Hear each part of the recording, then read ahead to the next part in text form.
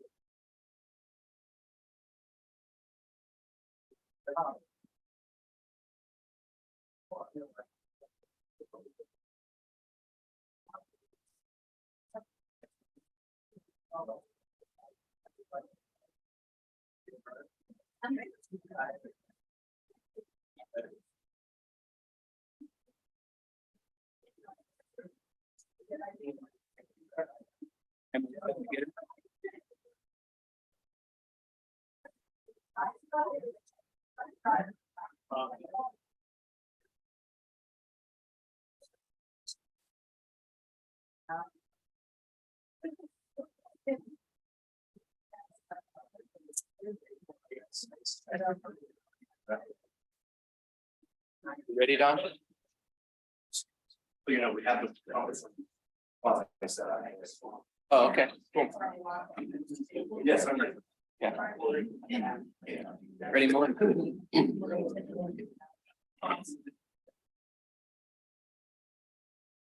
Okay, I'd like to call to order the special board meeting of Wednesday, June 14th, 2023. Director Ringen, will you lead us in the pledge to the flag, please? Certainly. I pledge allegiance to the flag of the United States of America and to the republic for which it stands, one nation under God, indivisible, with liberty and justice for all.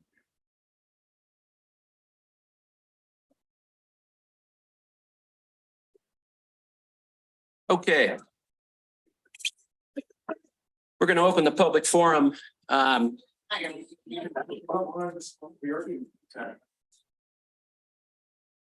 you hear me now? Is that better? Please. Turn that up a little bit, Corey. Testing, testing, testing. Testing, testing.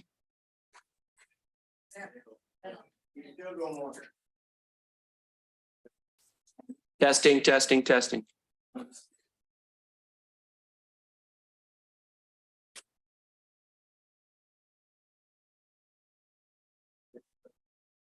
Testing, testing. Is that better? Okay. All right, public forum. We'd like to welcome the members of the public who have taken the time to attend this meeting and provide comments on matters related to district business. Any member of the public may address the board relating to any matter within the board's jurisdiction. This need not be related to any item on the agenda. However, the board cannot act on an item unless it was noticed on the agenda. Person speaking during the public comment will be limited to 3 minutes, or depending on the number of persons wishing to speak, it may be reduced to allow all members of the public the opportunity to address the board. Now, however, this is not the time to speak about the rates. So if you, because that's coming in a little bit later here.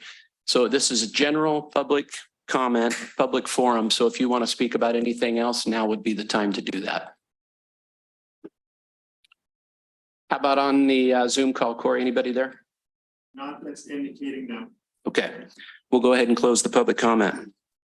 Melissa, would you please read the regular business item? Okay, item number 1, public hearing to consider adoption of revised water and sewer rates for the period of August 1st, 2023 through July 1st, 2027, and approval of the final draft rate study for fiscal year 2024 through 2028. Okay, good morning and welcome to the Tuolumne Utilities District Board meeting. This morning, we are holding a public hearing to consider the proposed water and sewer rate increase. The notice of the public hearing was mailed to all parcel owners of record served by the Tuolumne Utilities District on April 27th, 2023, and published twice in the Union Democrat on May 31st and June 7th, 2023. The notice of hearing and proof of publication are in the district files. Staff will first summarize the proposed rate increase, which contains information regarding the water and sewer rates. After the staff presentation, we will hear from all persons who wish to be heard on the matter. Can I see a show of hands of who wants to speak today? I suspect most of you, or maybe all of you, want to speak. We just want to make sure that we structure this in a proper way so that you can all get your time in. Okay, Mr. Perkins, do you have something you'd like to add? Well, sure. I guess this is a good time. You know, I've put an awful lot of thought into this, Director Kearns and all the directors. I just feel important to, as we contemplate the decisions made today, that we bring everybody else up to speed who maybe wasn't around the last 8 years. I've made a bunch of notes here. I just feel like it's important for you all to know what really transpired in the last 8 years and why we might be here today making these decisions.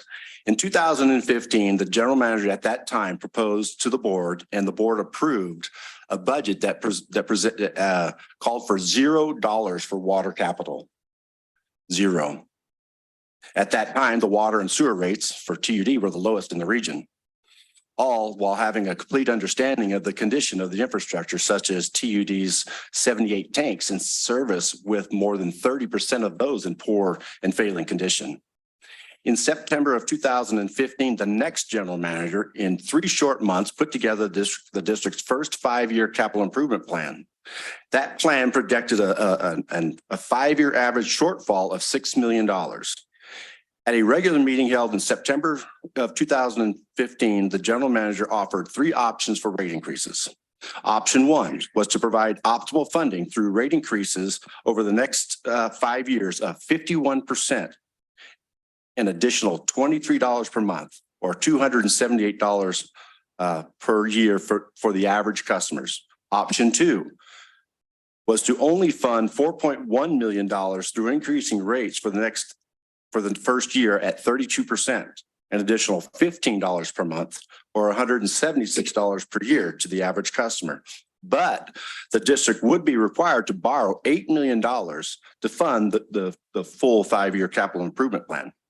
Option 3, continue to cut additional expenses out of the budget and a projected 5-year average shortfall of $3.5 million. The proposed increase would have been 25%, an additional $11 per month, or $134 per year, and borrow the $8 million to fund the capital improvement plan. At that time, the TUD sewer rates were the lowest in the region, and with the proposed rate increase of 12%, an additional $4.41 per month, or $53 per year, were still the lowest in the region. At that time, President Ringen, at the time, took a consensus of the board on which rate increase option they preferred. No one liked option 3. 4 directors favored option 2, and 1 favored option 1. President Ringen at the time commented one reason why he supported a rate increase was because staff was averaging 140 hours of overtime per pay period, jeopardizing themselves by working long hours and exposing themselves to accident or injury. At a public hearing on November 17, 2015, option 2 was approved, and the new rates began in January of 2016. Year 1 was a 32% increase, $15 per month. Year 2 was a 10% increase, $6 a month. Year 3 was an 8% increase, $5 per month. Year 4 was a 7%, $5 a month. Year 5 was another 7% and another $5 a month. Excuse me, I'm dry here. 2 reasons, this is my opinion, 2 reasons why the rates are the way they are here for TUD, and it's unique to everybody else. First is economy of scale.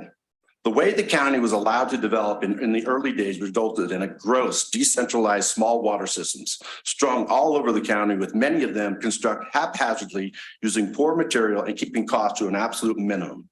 Second is with all the underperforming or failing systems that came along with all those acquisitions being at or near the end of their useful lives and needing to be addressed. The district embarked on a plan more than 15 years ago to improve or move toward a better economy of scale, the Treated Water System Optimization Plan, or TWSOP. The goal of this plan was to consolidate as many water systems and other infrastructure as possible by constructing a regional plant at the site of the old Sierra Pines golf course above Twainhart.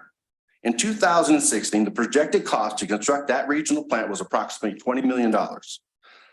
Now, the third general manager in this time frame was not in favor of spending ratepayers' dollars on completing that plan, the TWSOP. And unless staff could secure other funding sources, the plan would have to just wait.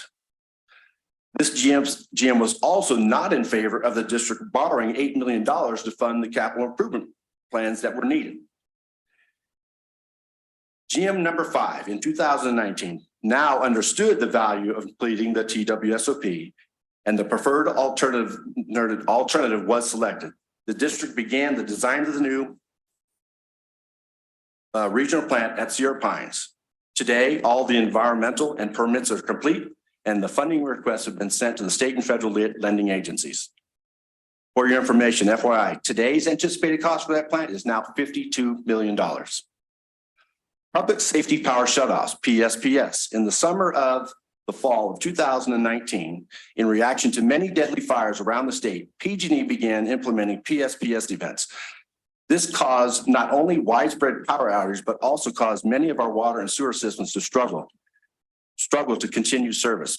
In reaction to this, the district spent nearly $300,000 that wasn't budgeted, outfitting many of our systems with an alternate source of power and personnel, spending much of their time after hours working in response to the outages.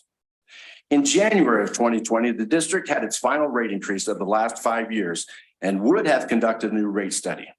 March of 2020, the pandemic hit the world.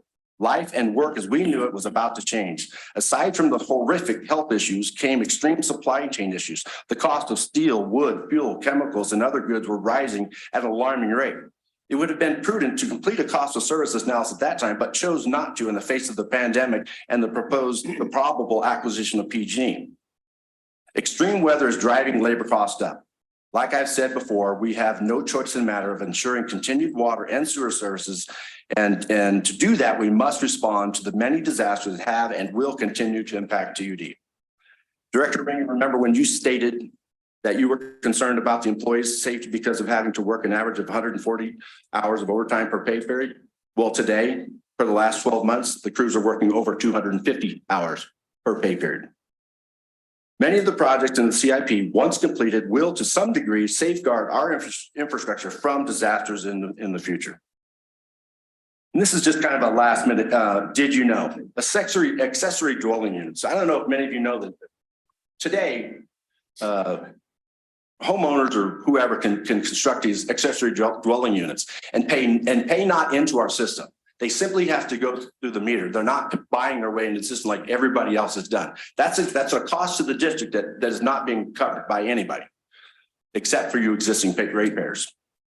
Now me, your 6th general manager in these 8 years. I, along with my fellow managers and my superintendents, have been here through all of this, and we do not cast blame or point fingers, but are fortunate enough to have learned from the consequence of those prior actions. That being, not enough projects have been completed, and the costs today are on a sharp increase. TUD is delivering on its promise to address much of its critical water and sewer infrastructure. 8 years ago, TUD operated, this is an example, TUD operated and maintained 78 water storage tanks. Remember, 30 of those things were in poor condition at the time. Today, we manage just 61. Over the last 5 years, TUD has secured approximately $22 million in grants to offset ratepayers and keep rates as low as we can. Thank you. Thank you, Mr. Perkins. Okay, Mr. Sheffield, you are up.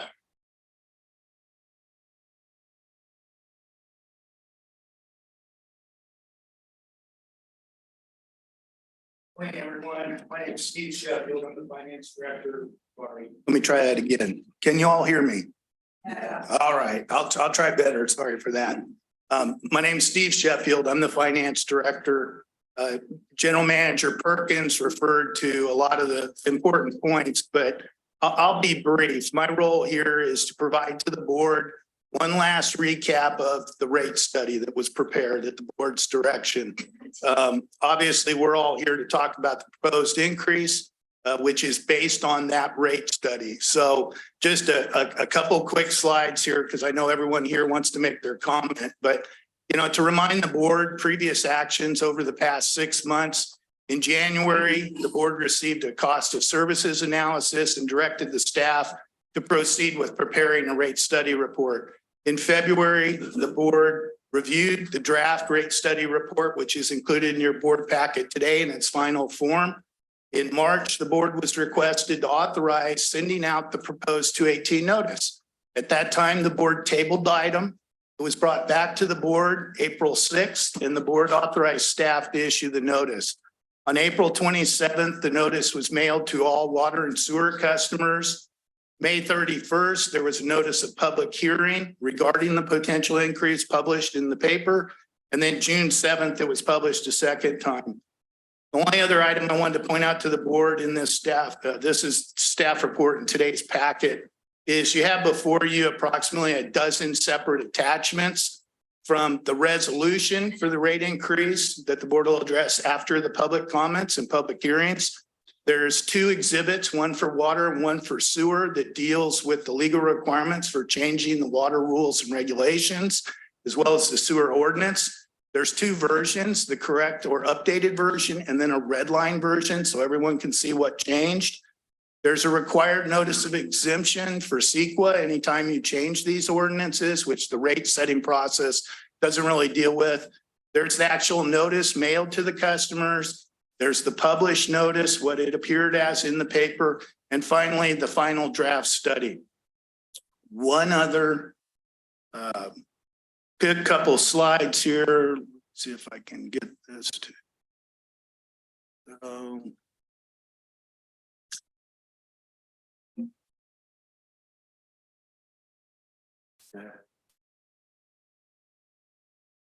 Apologize here.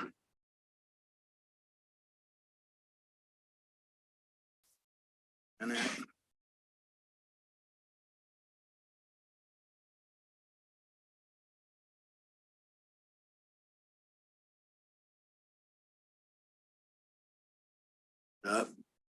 see if I this. All right, we're good to go. Just a handful of slides, everyone. Thank you for your patience. Some of these General Manager Perkins referred to, but as far as why did we do the rate study, what are we looking at right now? As he mentioned, Tuolumne Utility District continues to manage its critical operations while fulfilling its mission amidst historically high inflation, the highest in 40 years. We've had a sharp rise in costs, both from inflation as well as the supply issues, wide power shutoff events, consecutive winter storms. And we all know we're at extreme wildfire risk. When we did the rate study, we projected the deficit anticipated for next year to be 5.7 million. And based on that, we have insufficient revenues and reserves. And we're constantly getting increase in state regulations that add to these costs. As far as the timing of this, the previous rate study was 8 years ago, 2015. And as General Perkins pointed, the board selected a lower option. The last increase to customers was January 1st, 2020. We had planned another rate study to be done during 2020, but it was decided that time by the general manager to suspend it due to COVID. We mentioned in here, the real dramatic cost for us is electricity, fuel, chemicals, materials, and supplies. That's what it takes for us to make water. And I think we're all aware of what's happened over the past few years with those. At this time, that $5.7 million deficit projects out to $500,000 a month. As far as the rate methodology, what we mean by that is our existing bills you're getting right now were based on this idea of a base charge and a fixed charge, or excuse me, a base charge and a usage charge for all our customers. That's really because our system, whether we have one drop of water or we have lots of water, we still have to maintain it, whether it's an out of town homeowner where somebody lives there 365 days. We have certain expenses that really don't go up and down based on the amount of water we're generating or whether we're in a drought or those sort of things. So in 2015, they came up with this idea of 400 cubic feet as a livable amount to be provided to all our customers versus a conservation rate or something else. 400 cubic feet equates to approximately 98 gallons per day or 3,000 gallons per month. So when we started this rate study, one of the first decisions is that system still You know, there's no pleasing everyone. What's good for a low user might not. And so of our 15,000 water customers, we're trying to find what's the most equitable. And there's no such thing as the perfect system or what's most fair to every single customer. And that's why you're all here today. But what we decided early on was we were going to leave our existing system as it is and determine how much additional funds we really needed to deal with these operating costs that we're projecting. And then Prop 218, part of that is what we're doing here today. So everything we do with the rates has to comply with that. And Jesse Barton is our attorney. He's here as well. Couple more slides, bear with me, and then you get your turn, I promise. This slide, General Manager Perkins referred to, and I found it kind of surprising when I put it together. The last 20 years, TUD's put $100 million of capital improvements into this district, from pipes to treatment plants to fire hydrants, you name it. The plan he mentioned is expected to cost, and it's going up all the time, but expected to cost another $39.5 million for the next 5 years. I want to assure everyone TUD doesn't take raising rates lightly. We haven't raised rates in 3 years. You know, you look over the history of the district, there's many years where we haven't had rate increases, good or bad, that's what's happened. However, we have gone out in the last 5 years and secured $22 million in grant funding to help that. So what it really comes down to our projected revenue, there's 2 rows here for treated water. The first one is for those using this 400 cubic feet or less. That represents over 50% of our ratepayers. Again, I can't attest to the people who are here today, but in our 15,000 customers, over 50% of them are in this category. And what that means is they don't have any charge for usage. So our base rate right now is $64.50.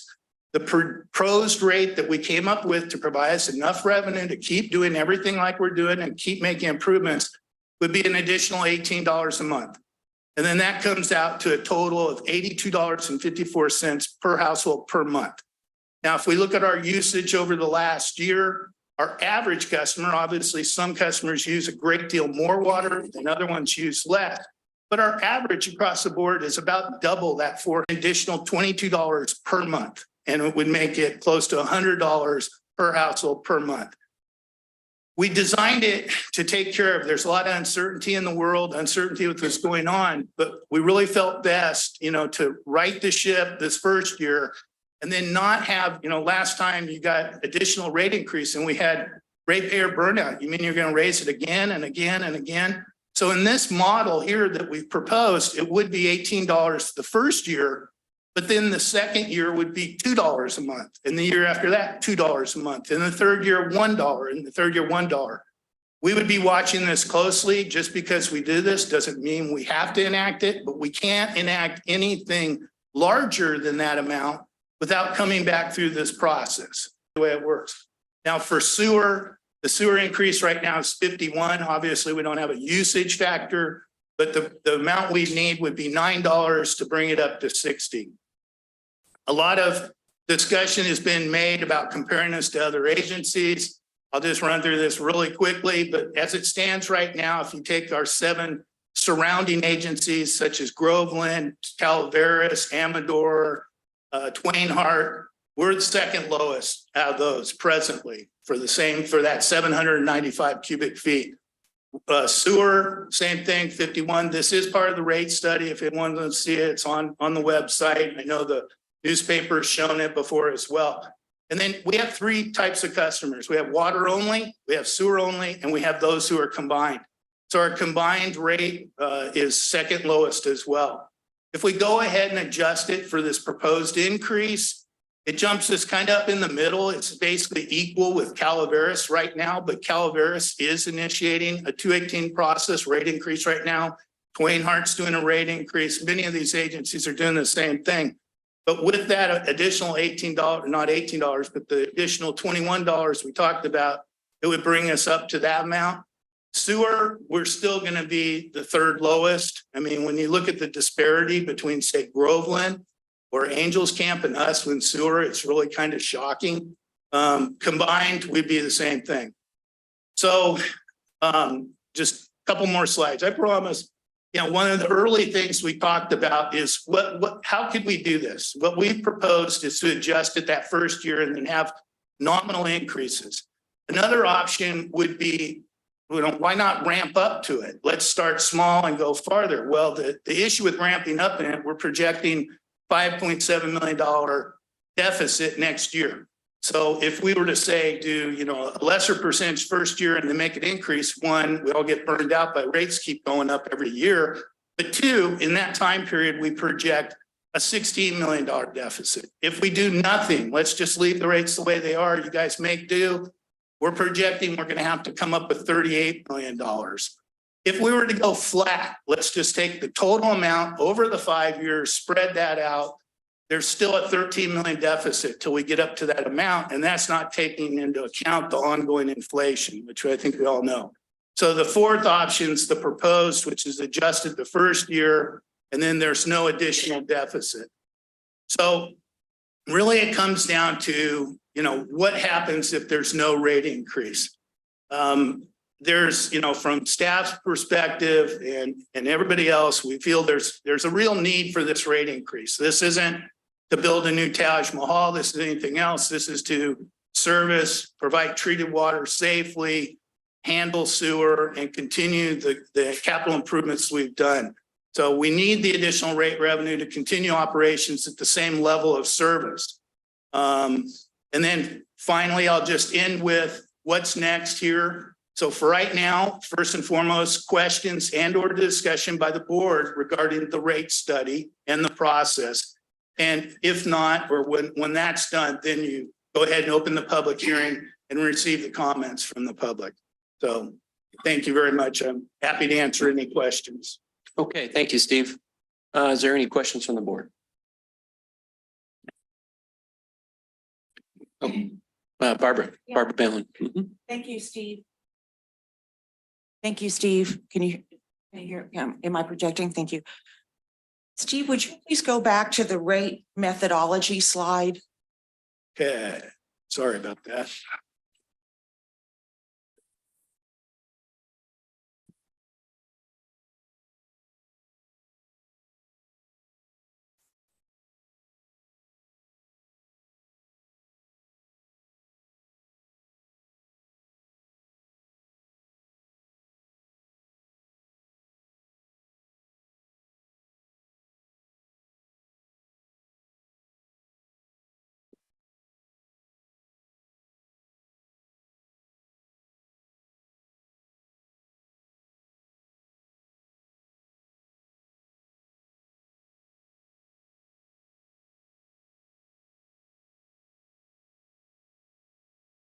All right. Yeah, oops. There, thank you. I want to just make sure. So the last time the usage was looked at in terms of cubic feet per month was 2015. No, that was when the 400 was established. Prior to that time, we had a conservation rate. We did not provide anything. We had separate classes of service, separate charges based on that. So in 2015, that was revised. So when we did this rate study, we went back to our hydrologist here, as well as recommendations from the state of California, as far as what could be considered a livable amount that the majority of our ratepayers could meet if they chose to conserve at that level. And that's the 400 was maintained at the same amount. It was first created in 2015, but it was reaffirmed for this rate study. We felt not to change the 400 at this time. Okay, so the base charges, if I understand this, is the labor plus non-labor chemicals and such, labor, salary and benefits, plus capital. That be a fair way to say what the base charge is? Well, really, we look at, you know, the total budget or total operating expenses of TUD, you know, let's say ballpark $25 million. Of those, approximately 75 to 80% are fixed, regardless of what the usage is. excuse me, 75? 75 to 80% of our operating expenses are fixed regardless of how much water we're supplying or treated.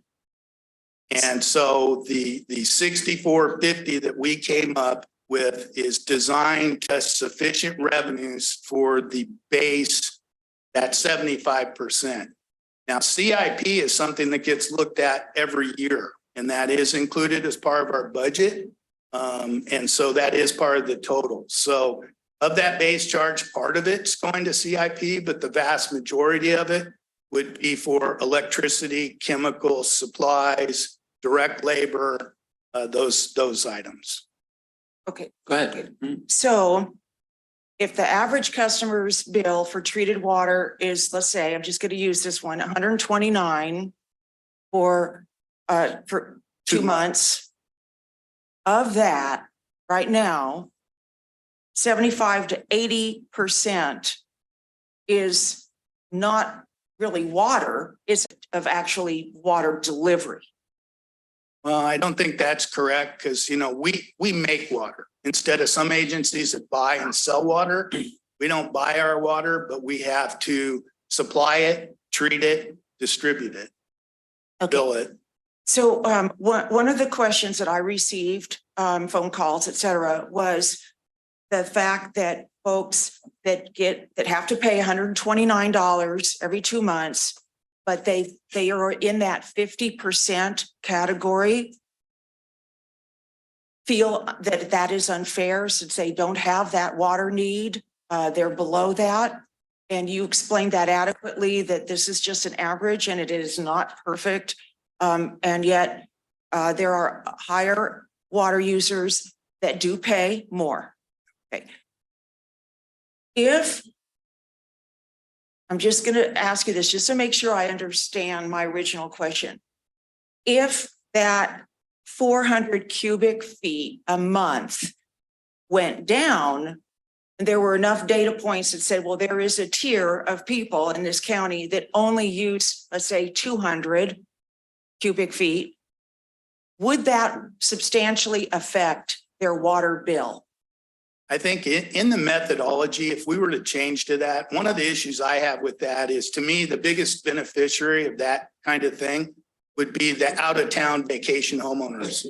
I only come up 30 days a year. Why am I paying for water? Well, because you can turn on your tap any day, just like the rest of us who live here 365 days. The little old senior citizen, I'm a senior citizen, so I equate you guys to the crew, but you know, the people who say I live on 400 cubic feet, we want to provide that. So if we were to change that methodology, and that's again a board decision, you know, the 6450 is what I feel we need before we even turn it on. If we want to start charging somebody immediately for each gallon after that, then again, the cost is going to go up proportionately for everyone. I mean, essentially the 6450 is to represent us operating, whether we're delivering water or not. And then the usage is going to be for the costs that go up after that. The 6450 guarantees water to your tap, turn it on, and it runs. Okay, so appreciate that. My question is, if there was another, I don't know how else to say this. What I'm hearing is there's $129. That's what people pay.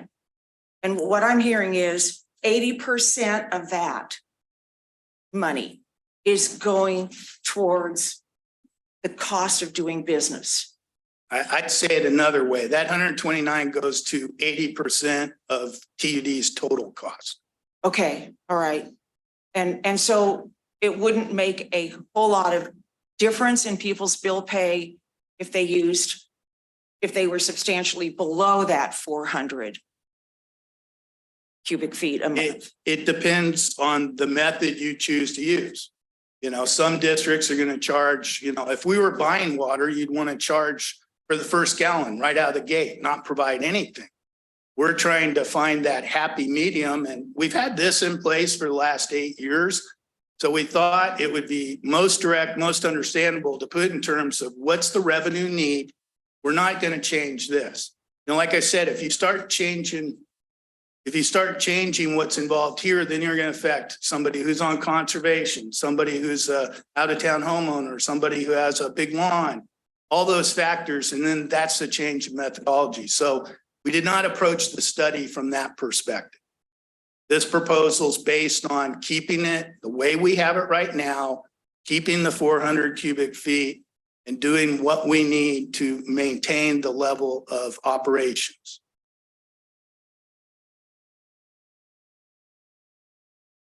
Thanks. Any other questions, Barbara? No, not now. Okay, Director Boatright. My question, Steve, since we're talking about the 400 cubic feet that is with our base rate, where is that reset at? Is that reset each time the meter is read then? Or is it reset to an annual basis or? It's per every 2 months bill. We bill every 2 months so that you get 800 cubic feet, and then you start a new bill. So if you didn't use your 800, you wouldn't be over, starting a new month, you start again having the 800, whether you're over or under. It's not a credit or bank or carryover. Is there a seasonal fluctuation to the 50% of customers that are 400 cubic feet? It's been very consistent over the past years. It's hard to compare because if you remember 2014-15, we had this huge drought and we asked, our customers to conserve, and they did. And you know what? Most of them, their habits changed. And so we're actually, last year, our treated water supply went down compared to the year before. So, and then now we're in a situation here where now we've called off the drought alert, but we still encouraging everybody to conserve.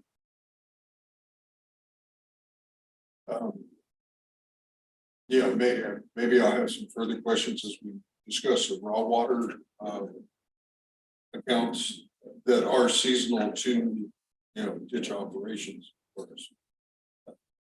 Okay, Nothing else.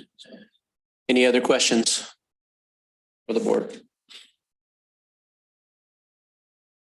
Okay. Thank you. All right. We'll now have Melissa McMullen, Board Clerk for the TUD, announce both the number of ballots that have so far been received as well as the threshold at which a majority protest exists. I see some on the box over there. Melissa, you're going to count those while public comment is going on correctly, and we'll have an absolute final tally later. Great to count those. Yeah. This is as of the start of this meeting, so this number does not include those yet. Okay. At the start of the public hearing, we received 828 protests related to the proposed water rates and 420 protests related to the proposed sewer rates were filed with the district at the start of the meeting. And these are confirmed protests. You've been Correct. Yeah. They were confirmed. actual ratepayers. Correct. Okay. All right. Thank you. Okay, we will now hear from those members of the public who wish to provide testimony relative to the proposed water and sewer rate increase. Please hold your comments to issues pertaining to the proposed water and sewer rate increase. To ensure everyone who wishes to provide comment has the opportunity to do so, each member of the public that wishes to speak will be limited to 3 minutes, and comments will be taken in the following order. First, those in favor of the proposed rate increase. Second, those neutral to the rate increase. And finally, those opposed to the rate increase. Please raise your hand if you wish to provide comments in support of the rate increase. We had to ask. Okay, thank you. All right, please raise your hand if you wish to provide comments that are neutral about the rate increase. We have one. Okay. Go ahead. We'd love to have you. Please come up and state your name. Right at the dais here.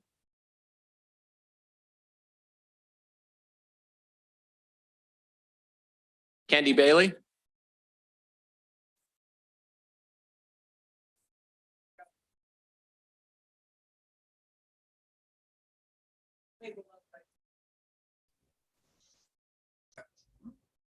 Mr. President,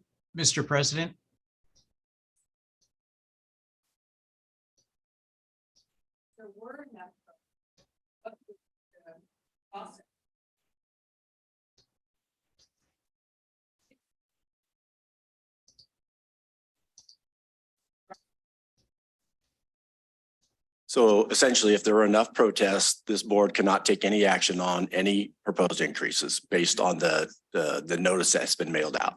It's the end of this action. The next steps are to go back to the board. You know, the board will ask Steve and I to go back and come up with something different, something that the board unanimously feels is a better approach or a better rate. And then we'd have to start all over again. So there'd be a new 218 notice, a new 45-day period, and an additional cost to the district.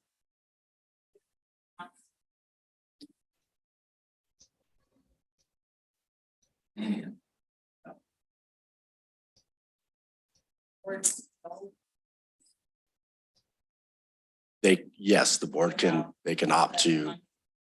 That's correct.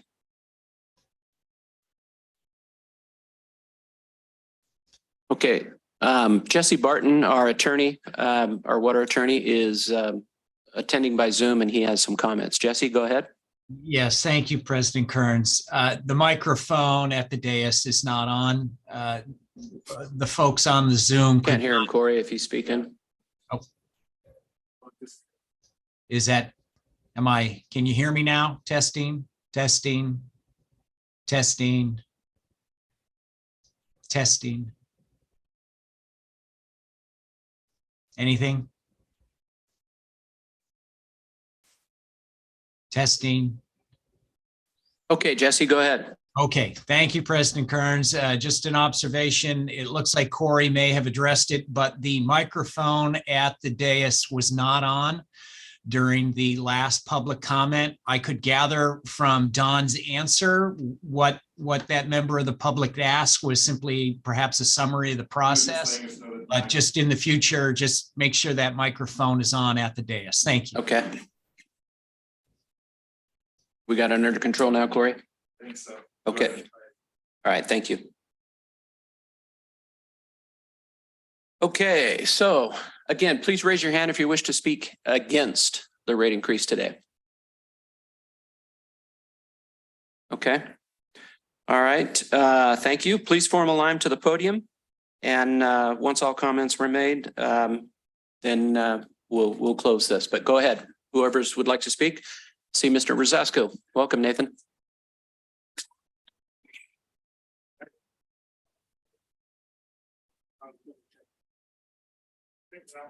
Hold on a minute, Nathan. Do we need to rob another microphone, Corey? Yeah, that's just already. Sorry. Here, I got this one. It'll go right.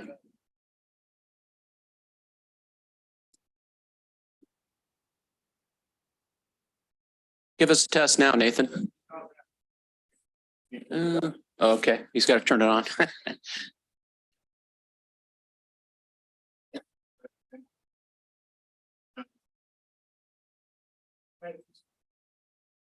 How's this one work? How's this one? Can you hear me? Yeah. You can hear me just fine? That way you can't talk now.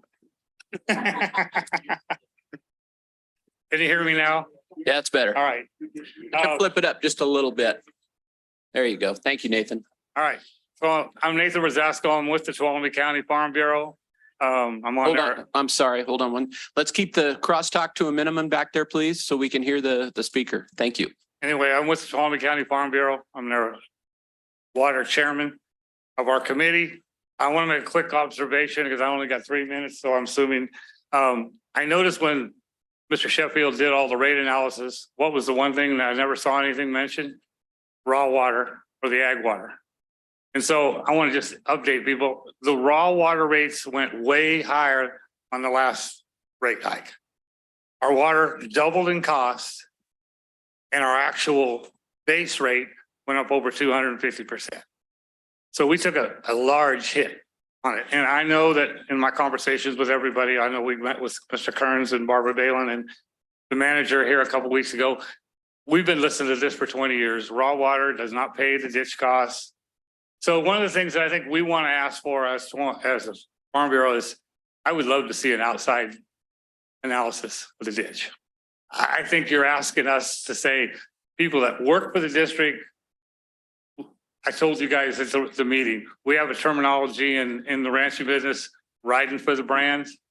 Means you work for an outfit, that's your main interest. I would love to see an outside analysis of this. Okay. The gorilla in the room for us is you people were negotiating last year for a rate increase, which was this thing here, for the PG&E. It was a rate increase of 43% for domestic water. It was almost 80% for raw water and ag water. There's only 600 raw water users. Of those, I think there's 100 ag users. We're outnumbered. We have no way. There's no way that we could pull a protest. I think we should not be mixed in. I know how 218 is ruled. I don't believe it's fair that you take raw water and you drag us along with it. And I think it's something that the board needs to go back and look at and reanalyze it and figure out, are you being fair with it? Figures could be thrown around. And I believe that this accusation that the cost of the 40% of the water that we're supposedly using, that we're only paying 4 to 5% of the cost, I don't think it's right. And I would love to see an outside agency come in and do that analysis. Okay, that was one of the things. I think the 28% increase, when I hear this, I'm going to call it crap about inflation. Every person in this room is hit on inflation. I run a business. You don't think inflation has been hit in our business? We get hit hard. Hay prices went up over 500, 1,000% on some of this. So unfortunately, 3 minutes is not near enough time, but those are a couple of things that we want you guys to look at. All right. Thank you, Nathan. Appreciate it.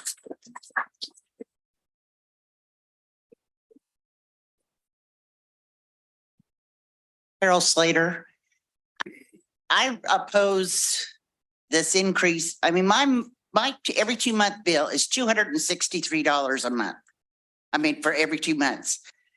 During the summertime, I do have lawn and I do water my lawn and my bushes and stuff. I'm only on about a ½ acre parcel and half of it is not watered. But I can't afford, I'm on a fixed income and I can't afford another 28% increase on a $263, bill. You're going to be increasing me what, 70, 80 bucks more a month? I mean, every 2 months. I can't afford to do it. And my biggest problem is you guys need to go back and you need to renegotiate the employee benefits that these employees get. You said you have a problem with overtime, then maybe you need to hire some more people and not be paying them whatever you pay them for overtime, double time or whatever, especially maybe on a holiday. But their benefits, I want to know how much of our income or that your income goes out in employee benefits and salary. Can anybody answer that question for me? Nobody can answer that? Okay, first of all, this is public comments. I'm happy to answer any question. Y'all call me, reach out to me in the whole bit. Specifically your question right now, if we could pull it up, if you look in our budget, it has a breakdown of every one of our labor costs and how much that is to the total budget. So I respect your opinion. I thank y'all for being here. Again, this is designed to be public comments rather than provide you answers, but I'm certainly happy to answer anyone's questions. Off the top of my head, I don't want to just throw it out there, but again, we can bring up the budget. They adopted the new budget yesterday. That's online. I get back to my desk and I have it for you. I just hate to throw out a number. So, okay, thank you. But thank you for asking. Thank you, Carol. I'm Randy Ray. Who's that, Randy? What What was your last name, Randy? Ray. Randy Ray. And 8 years ago, our water was about $84 a month, now every 2 months.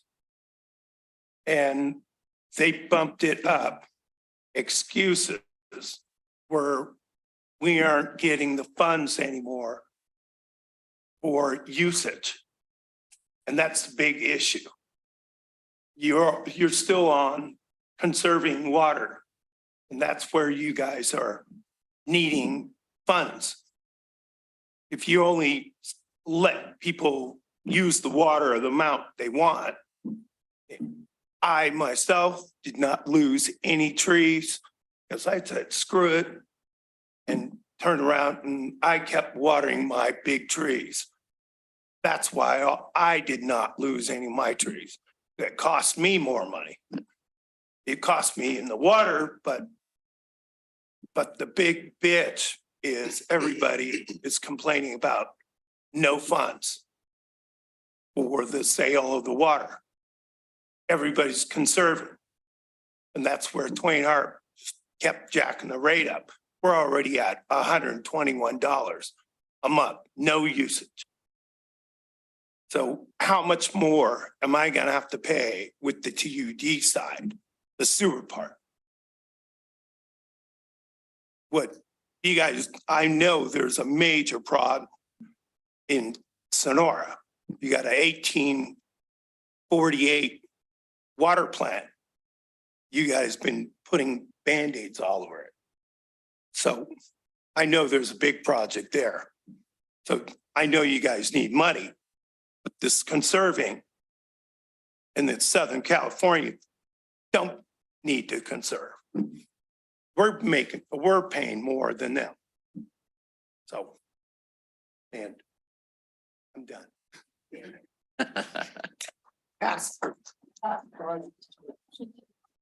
But before you start, I just want to say something about that conservation, and you're absolutely right. As you may or may not know, TUD is we reset every year with our reservoirs and whatnot. When we're in a drought, you bet we ask you to conserve. This year, obviously, we're not in a drought. Unfortunately, the state of California still asks you to conserve, and that's one of the things that you hear about in the news and whatnot. So some of that is beyond our control. I just wanted to be sure you knew that. So go ahead. My name is Barbara Anderson. I dispute and resent this whole ordeal. Like the first gentleman said, you need to bring in a second opinion or a third opinion. You're talking money that seniors are unlimited incomes. And you can tell me, just like PG&E, all the problems that exist. It goes over my head. But I do know that I'm one person and one piece of property, which is a small home with no plants or no trees of such. And yet I'm paying for something that is just out of control. I think that you should allow people with one person on a piece of property to have to pay as much as the next guy with 5 kids. Am I supposed to take up a boarding house to pay the water bill? I mean, I live in a little tract home and I don't use a lot of water, and yet I have to pay the same amount all the time. And now you want more money. It's not fair. Where do we go that our seniors are a limited income? You're making it so difficult that we don't have a way out. I can't die any sooner than what is. I think this is disgusting of our whole society right now, but you guys are at the top of the list. You got to work with the people you have.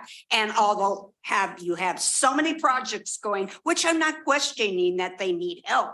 Why the hell hasn't this been really looked into and done something a little bit at a time? You just don't have to go $1 million in the hole.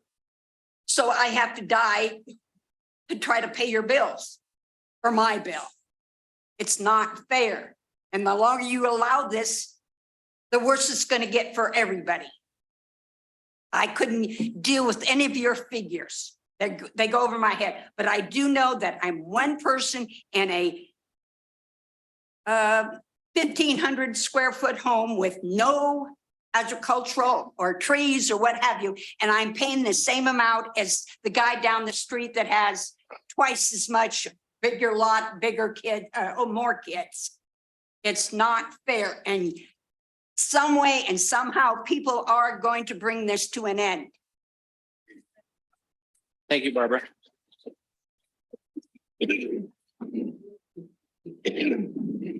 Good morning, board. You guys remind me of Joe Biden. I'm Mike Myler. I miss Abe Steele on the Monte Grande water. You know, I just got a few comments. First of all, I can help you with the cost of expensive and what you said, the cost doing business. See these fine people right here? Let's lay them all off. You know, let's start cutting cost. I'll give you a good example. I'm establishing a webcam that overlooks the Monte Grande Road. And your employees are not, they're just killing time. Pickup goes up there to the water system to check it out or wherever they do.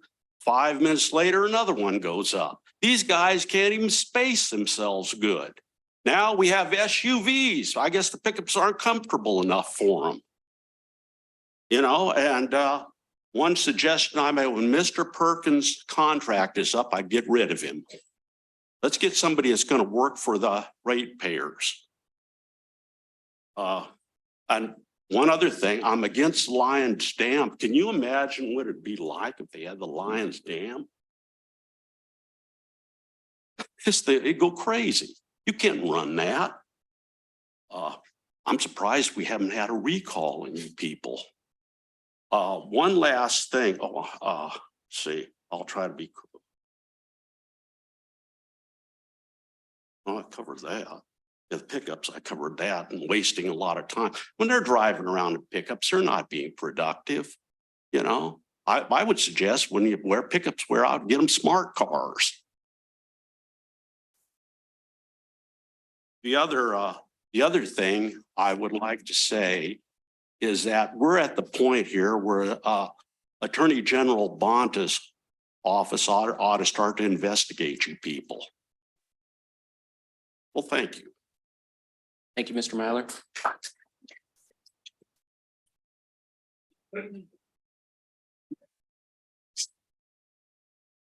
Hi, my name is Kendra Neff, and I protest the rate increase of 28% in fiscal year 2024. And as I was reading this, when does fiscal year 2024 start? August 2023? Because that's what it made it seem like. So the rates would go into effect, the soonest it could go into effect is August 1st. Of 2023. Correct. And then the next one would be July 1st for the next 4 years. So I have a lot of reasons that I'm against it. TUD is asking people on fixed incomes to come up with an additional 28% of their water bill. Most people on fixed incomes only receive 2 to 3% cost of living increase per year. TUD employees have one of the best retirement county and are expecting many fixed income homeowners and renters to come up with the 28% increase. In the 2020 census, 27% of the population was 65 and older. As long as I have been a TUD customer, the staff and management have never taken a pay cut or cut their hours. It would be a nice gesture if TUD were to take on some responsibility for this massive rate increase. Working a 35-hour week, management, except those working on grant projects, and cutting back on activities that are not imperative would show that TUD is willing to take on some of the costs that they are expecting ratepayers to shoulder. Asking people to come up with 28% increase for 20 is too much to ask. If I pay $100, which I do a little bit over a month because I live in an area that I have to pay more for an entire year, then instead of $1,200 per month, I will be paying $1,536 per year. I mean, $1,200 per year. That is a $356 increase. How about a more reasonable rate increase of 10% for 2024? In summary, a 28% increase is too much to ask for people on fixed incomes. TUD employees and management could help the situation by cutting their hours and cutting back on projects that are not critical. A 10% increase in 2020 in the fiscal year 2024 would be much more manageable for households. Thank you. Thank you, Kendra. Good morning. My name is Susan Dixon, and I'm one of those vacationers. And I love it up here. I come from the Central Valley from San Joaquin County, and boy, do we know water down there.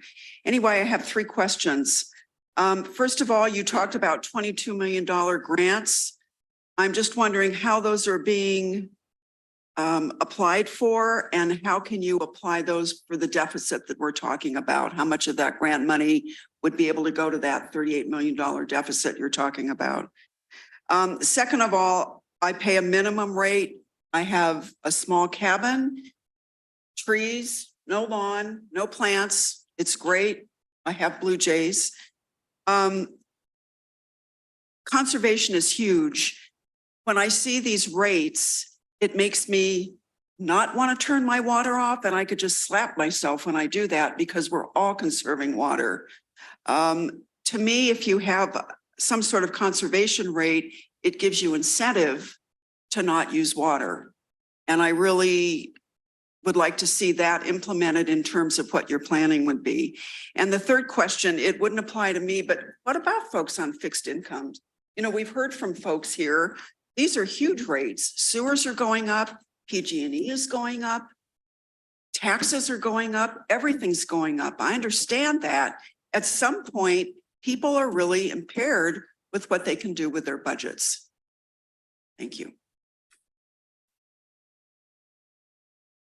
Sasha Farkas, I'm president of Tuolumne County Farm Bureau, and I just want to touch on the raw water rates a little bit more.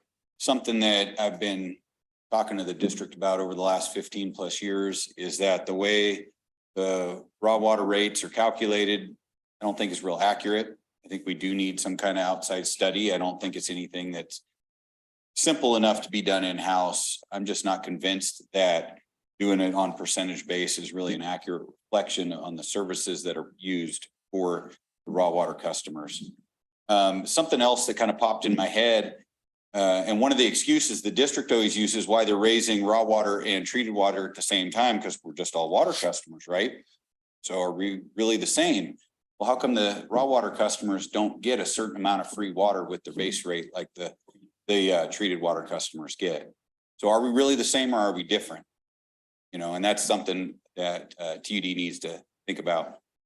And I know staff's going to tell the board, you know, if you don't do this now, everything's going to fall apart tomorrow.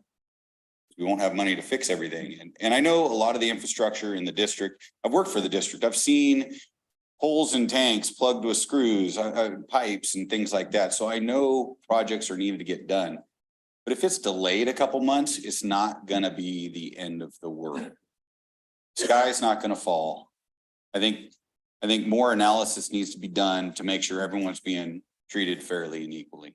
So I hope the board takes some of that into consideration and think about, you know, do the raw water customers get some free water with their base charge like the treated customers? So we do. How much? Minor Just to inch? clear, you get 5,000 cubic feet, 400 cubic feet. But what about the miners inch customers? Same exact. They get included. So they always get MID, extra two over MID. miners inch. No, they're included 2 MID a month. So it works out to 5,000 cubic feet is included for the raw water customer. So the base charge covers miners inches?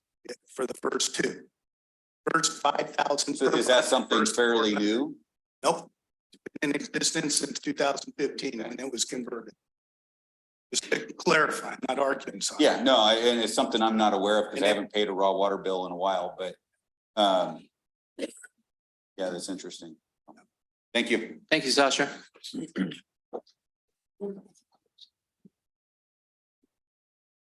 Harris. Don't you hate short people? Mr. Chairman, members of the board, members of staff. I pulled a billing for roughly, not roughly, 10 miners inches. Your rates have gone up 90% since the last hike from 2014 on raw water. That doesn't include the standby. You include the standby for the 6 months that there's no water. That runs it up another 33% of the water delivered in those 6 months of water delivery. Now you're asking for 40% on top of that. We're rounding. 90% raise, increase in 10 years. 9% a year, a whole lot more than inflation. 8% a year might be taking into account some of your inflation you've had up till now. And are you factoring in your PG&E? I know it's been, the comments have been made by your CFO that it could double the rates you're asking for now. So basically sometime next year, you could be back in here looking for another rate increase equal to this one. You're going to price at least raw water users out of the market, period. Completely out of the market. What are you going to do with that water? Look for the next drought and sell it out to South San Joaquin? I don't know what you're going to do. I'm happy I'm not sitting where you guys are sitting. I honestly, because you have real life issues, the wages, costs to cover. But these people have got to be able to afford water, especially the ones that are using it to make their livelihood. So I think you need to go back and look at what's really going to happen with PG&E, because you pass this rate now, then you come back in a year and ask for that much more. Are you going to get the gym you want, PG&E? I think you're going to have a revolt on your hands. I really do. Thank you. Thanks, David.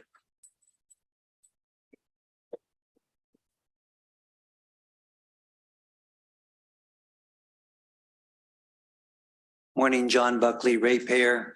I'm respectfully asking the board to not approve the proposed rate hike at this time, because I've listened in the past to Steve and others on the TUD board. I do understand that some level of rate increase is necessary and that it's necessary soon.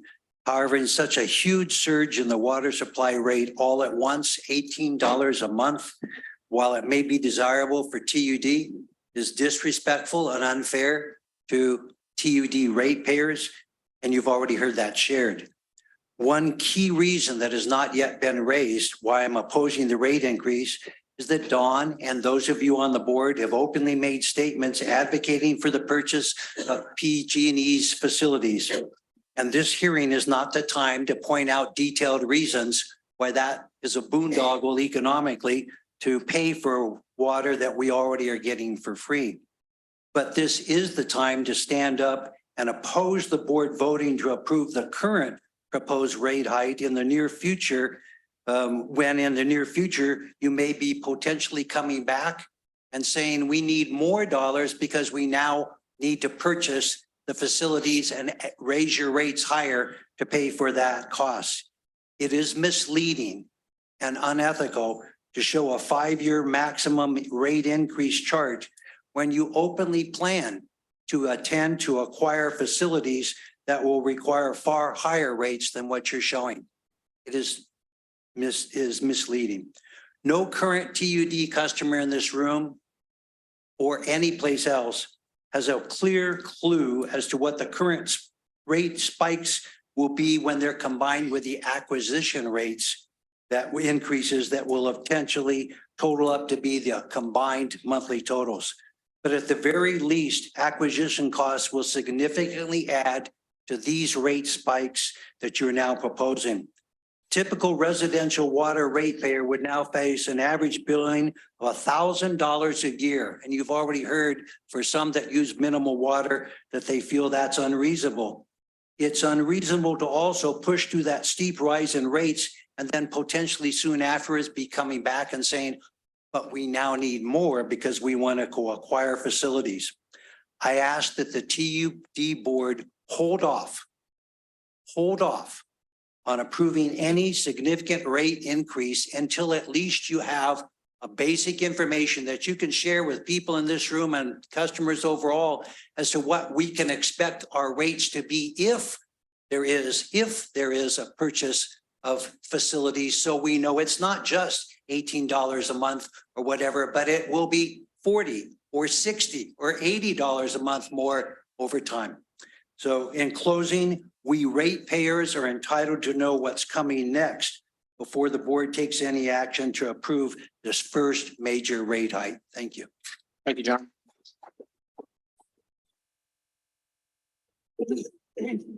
Morning, Board. Bob Bredden, Farm Bureau member, Cattlemen's local president.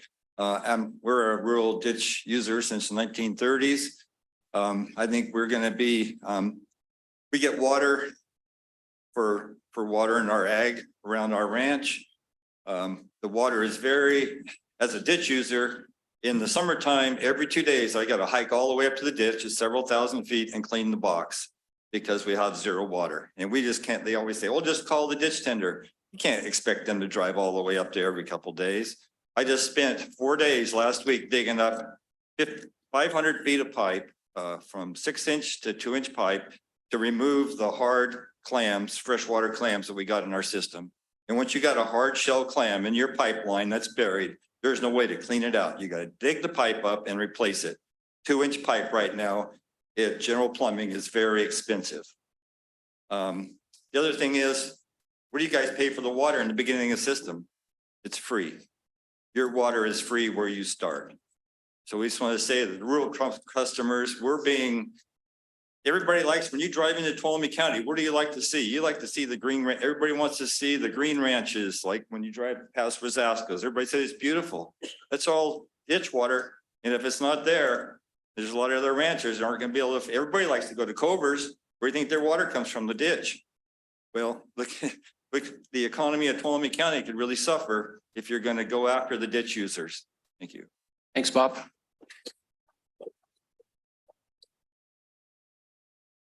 My name is Terry Arrington and I'm on the Lower Columbia Ditch on Remington Mine Road in Columbia. I had no plan of speaking here when I got here, but I want to say a few things. We've been customers since 1974. Previously, we were able to run 5 to 6 rainbirds at one time. Right now, I can barely run 2, sometimes 3. It just fluctuates all the time. I've asked numerous times our ditch tender, the pipe from the weir to the under the berm where it connects to my pipe is completely plugged, maybe a ½ an inch just with crud that's developed all these years. It's never been replaced. I've asked numerous times, can you replace that? And all I get back is, oh, it's fine. Well, it's not fine. And I have 15 acres total. Of that amount, I irrigate maybe 3 acres around my house, completely surrounds my house. It's a fire prevention. It adds supplemental feed to the few horses that I have and raising a couple of lambs a year. If you haven't bought any hay, it is now $35 a bale. So this supplements my feed for my animals. Plus it gives me fire protection, which I feel very comfortable about, but it's getting harder and harder to maintain with the amount of water that I'm receiving, yet I am paying a huge amount. And my bill comes, I have no meter, but yet there's a meter usage on my bill. I don't understand it. I've called and asked for explanation and I don't understand the explanation. So this is pretty much what I wanted to say, because I don't think we're getting the service that we're paying for. And I also pay the base fee on a weir that I do not use, have not used it, but I don't want to let it go in case I someday can't live where I live and take care of my place and would like to sell off part of it. That weir would go with that parcel. So that's my story. So thank you for listening. Thank you, Terry.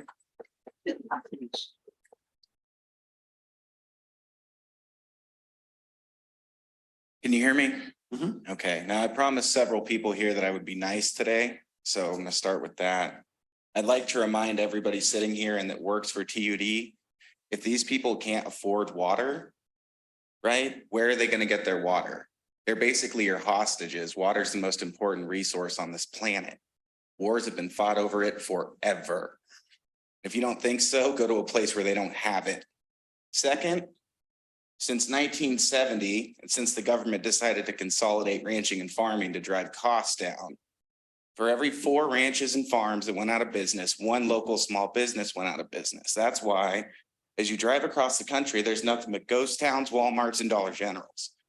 Those are jobs, but they're not good jobs, which is part of your drug problem. So if the guys on the miners' ditches, all the water they use, if they don't have access to that raw water, if you price them out of that and they go out of business, that means 4 shops close in Sonora, 3 shops close in Twain Harte, 2 places go out of business in Groveland. Is that starting to make sense? You cannot price people out of water, and you cannot put people that are already barely hanging on out of business because you guys can't control your own costs. Your employees are lazy and overpaid at a minimum. And that's all I have to say about that. Merry fucking Christmas. What's your name?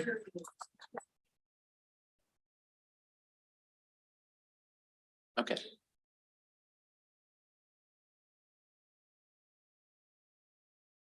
Good morning. My name's Margie Bagley and I live in Sonora Meadows and I'm the president of Sonora Meadows Water District. And I walked the neighborhood on several different occasions and people were not aware of the rate increase. They said they didn't receive a letter. I personally did not receive a letter. And the only way I found out about it is through our vice president when we had a board meeting. And I also object to the timing of this meeting because all the people I talk to are families, young families, they work. They couldn't be here at 9 o'clock in the morning. They could not afford to take off work and come here to protest because they're very, very upset. And a lot of them are dealing with, well, we all are dealing with inflation. Many people are planting vegetable gardens and they're trying to get a heads up, and have fresh vegetables. That takes water. But I'd also like to read a letter that we composed to the board. And I'm speaking with strong opposition to the water rate increase proposed by TUD. As a homeowner, I firmly believe that the decision has detrimental effects on the community, and I urge you not to implement the increase, the proposed rate increase.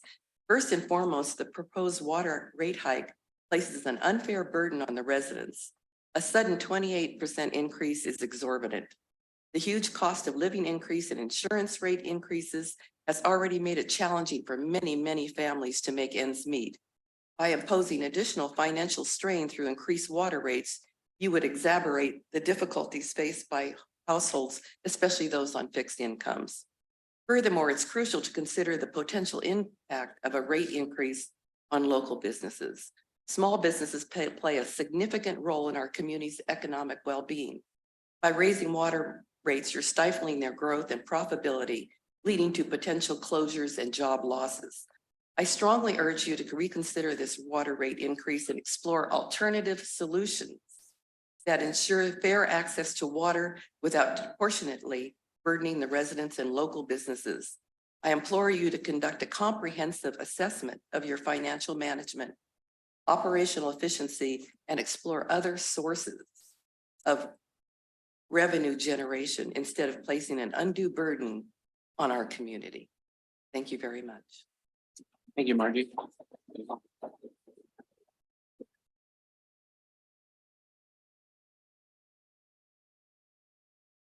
Board, my name's David Peters, live on Tuolumne Road. I have the same problem. I did not get a notice or a thing saying send this in, whatever.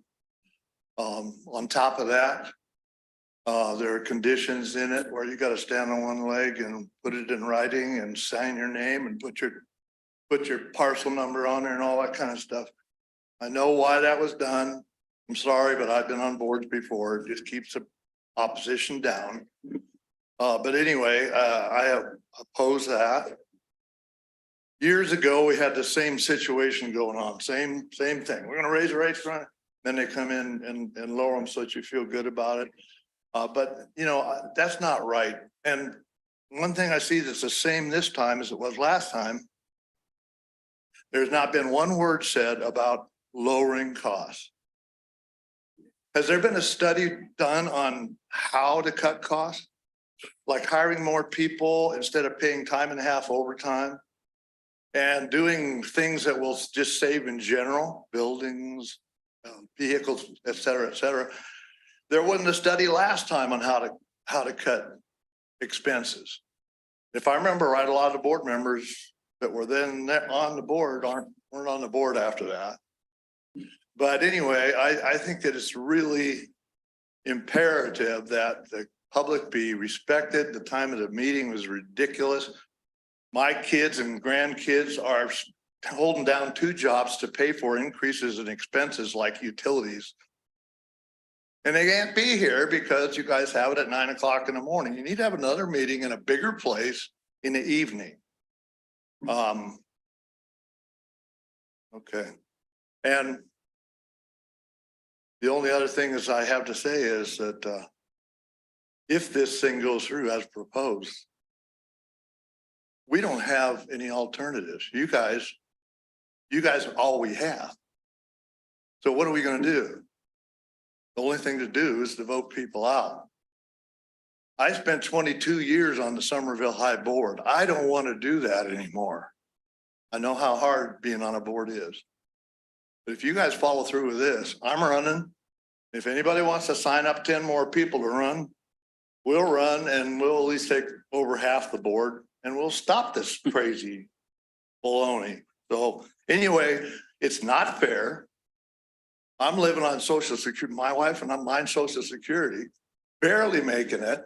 I don't know how to pay for medicine anymore because Medicare doesn't pay for anything old people need, glasses, hearing aids, or teeth, which is the things you need when you get old. So to get hit time and time and time again by this whole philosophy that's now in the United States, well, just keep raising it until they won't pay anymore and we'll know where the level is. That's what's happening in this country. And it's wrong. It's wrong. I hope you have enough courage to stop that. If you don't, we'll have to try to stop it for you. Thank you. Thank you, David.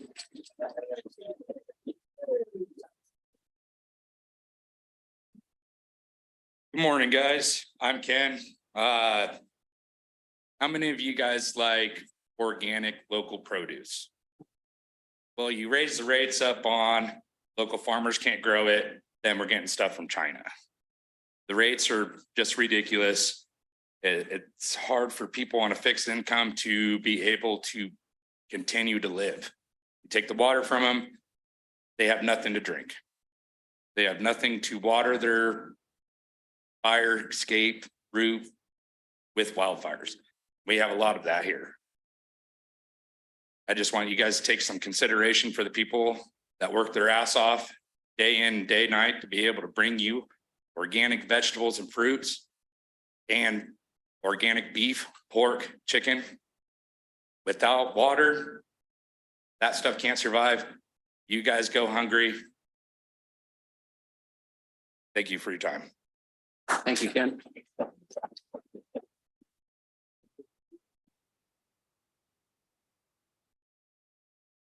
Rich Darrow, I live in Jamestown. Some years ago, I was on a budget committee for a major company in Silicon Valley, and I know how the game is played.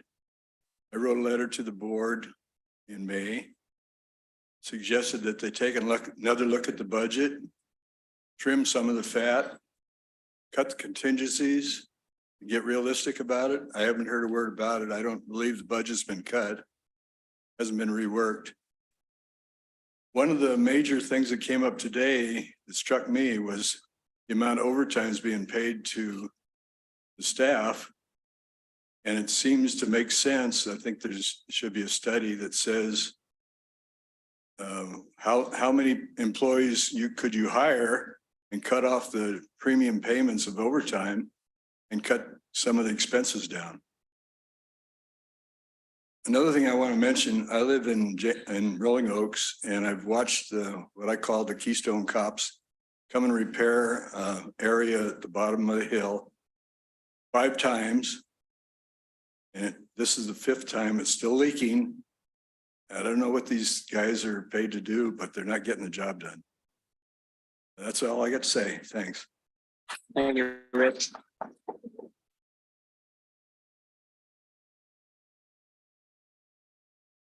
Afternoon, I'm Steve Stiles. I just wanted to echo what most people said up here because I agree mostly with everything they said as far as small people that can't afford to pay these larger and larger bills every time. I just look at my meter and I know how old it is, and I'm charging $90 every bill for an old meter. And I don't really understand the process of this. I just realize that the amount of survive in here with the amount of bills we're having to pay. And I'm sure that the people that are making larger amounts of money using larger amounts, instead of proportioning it to the smaller people to take up an equal amount that the larger people are paying, just doesn't seem quite fair. So I think this really you should reevaluate this process. And I know it's a big job for you to reevaluate it. And also relook at this, at how to trim costs, as also been mentioned, is very important. These things here will actually, because the people that agree with this aren't going to show up. They're agreeing with this process because they're realizing it's not hitting them as hard as it is the small people in this town that really can't afford these type of increases. Just to be fair to everybody all around equally, I think is the most important thing to do. So that's just my small piece I want to say, and thank you for your time. And if we could, again, make these meetings more available to people in a more appropriate hour. I didn't get a notice to pass out to my neighbors to the last minute yesterday to bring in maybe a handful, a half a dozen plus letters. But that really doesn't show you the amount of people that really do disagree with this increase. So again, thank you, folks. Thank you, Steve.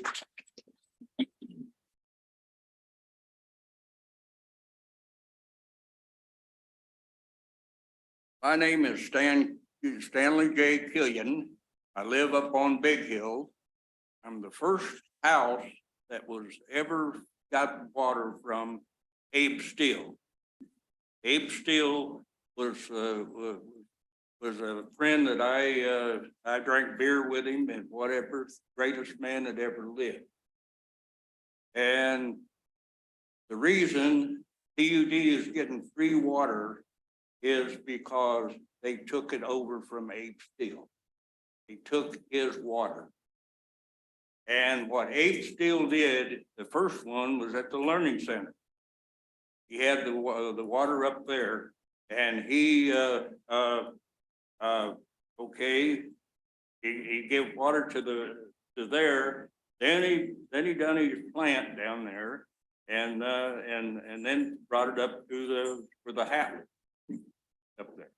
And I'm I'm married into the Hatley family, so I acquired the property there.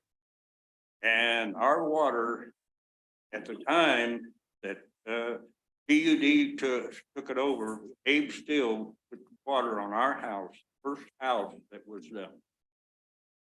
And our water bill was $25 a month. All the water we wanted to use. And then come TUD and they talked my wife, which she owned the property, into making a contract with TUD, and that they were they extend their pipeline. They extended the pipeline through my property there, through our property there, and they asked us what we wanted. We told them, okay, you pave the road, pave our driveway, and if you're going to use North Ridge Road, you need to maintain that road. Okay, and we need a fire hydrant to fight fires, which TUD did that. But according to the contract, they have not honored much of it. And today, our bill, I have paid as much as $700 a month for my water. And I have 2 houses But right now, it's just me and my daughter there, but I have fish ponds and I have a lot of shrubbery and a lot of irrigation. But people are stealing my water because that is drug haven. They're stealing the water there because I have the same families around me that I married into. And they're growing drugs and whatever, and they're stealing my water. And there's 12 meters on my property that TUD put there, hooked up, 12 meters. Stanley, And Stanley, I've you're asked over for- time. I apologize, but you could wrap it up. We appreciate Okay, it. I've Thank asked you. for compensation for it, and I've not got anything there. Here's something I heard. For TUD. Okay, got a copy. Okay, is there anybody else who would like to speak here in the room? Yeah, I'd like to ask a question. Number one, last year your board, big boy, whoever he is, can't remember his name. He got canned or whatever you want to call it, you guys did with him. You gave him a nice buyout of $100 and something thousand. Where'd that money come from? Well, the ratepayers will pay for it, don't worry. Let's get this bullshit off the road, put it back into the books. Hey, if the guy doesn't do his job, I get rid of him. You don't pay him to go away. That's what's wrong with this place. It's just that, hey, oh, well, the ratepayers, we'll get it from them. They're the suckers. I'm living on goddamn Social Security. Guess what? Social Security doesn't give you no huge raise. The only reason we got a good raise last year was inflation. Now you're saying, oh, well, they can afford it. It's getting to the point, say, hey, just go out and cut your mic off and go away. And then another thing, just make all your employees know what they're doing. Watch them. I used to have a business. I'd have a kid come to work for me. I'd tell him, meet me at 9 o'clock at a certain place. He got to the point, well, 10 o'clock, he won't mind. At 9 o'clock, I didn't say 10 o'clock. I'm talking to a customer that's paying me a couple of $100,000 a year to do his system for him. He wants to meet the kid at 9 o'clock, not 10 o'clock. Road, go find another job. So quit paying off people just to get rid of them. That's not right. Out of our pocket? No. Thank you. Thank you. Okay, who's next? Anybody else? Can call Corey? If you have one person, I was experiencing a loop in the audio, so I'll go ahead and try to see if we can get them in properly. If possible, I've been back and forth with the at this moment. My name's Carrie, but her hand is. Okay, thank you. Go ahead, Carrie. Hi there, can you hear me? Hold on 1 second. Yeah, turn that up, Corey, if you can.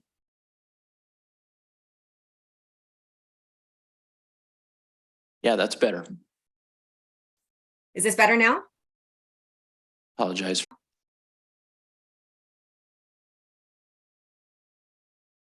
Yes.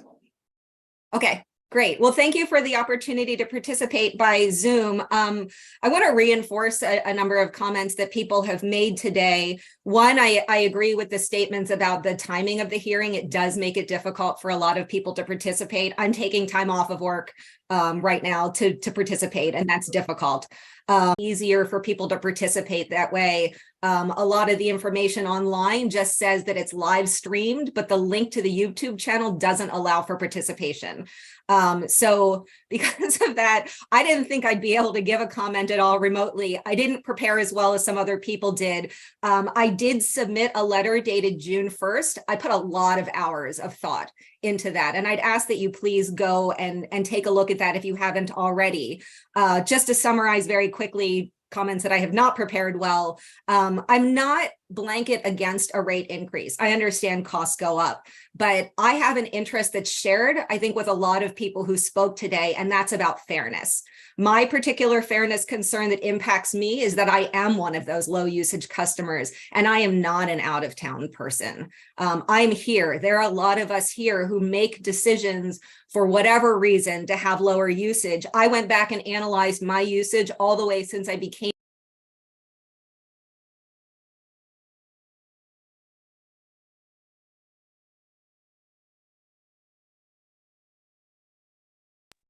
Sorry, I think I just got muted.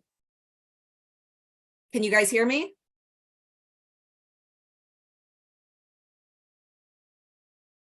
Hello?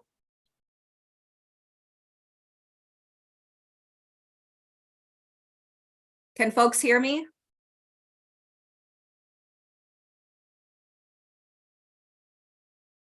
We're getting a feedback, Carrie, and I apologize.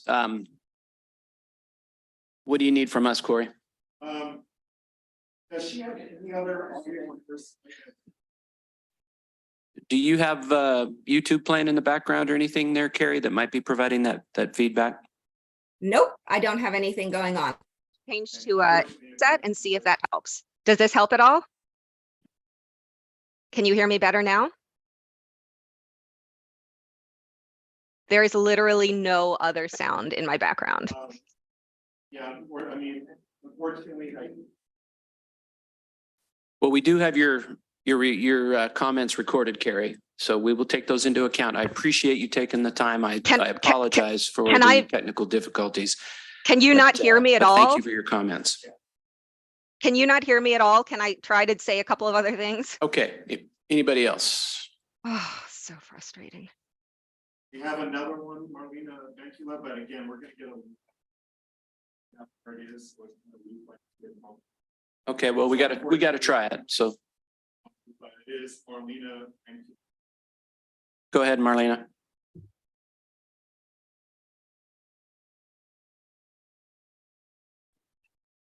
Can you hear me now?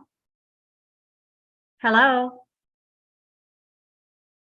Can you hear me? Carrie, I could hear you.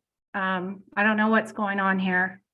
Yeah, can you hear me? This is very frustrating. Yeah, I can hear you, Carrie, but I can't hear, and I'm frustrated too. Yeah, and because I wanted to respond to some things they actually said in the hearing today that are not in my letter, and they disabled the chat as well. So there's no way for us to. Yeah, I'm trying to get on the chat and I can't find a chat. No, they disabled it. Don't bother to try. It says chat disabled.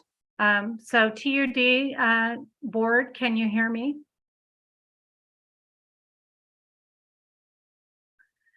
Well, I'd like to echo what Carrie said. I wish I could say that. I'm just disappointed. I'm not against a rate increase. Would it be possible? Hello? Would it be possible to have them call in, Corey, and No, phone you up have to to the put the chat microphone? on. If they give us You a want to give number, them, I you would have be my happy cell to. phone number. If you want to give them that, I'll be happy to do that. I'd be happy to call in if someone gives me a number.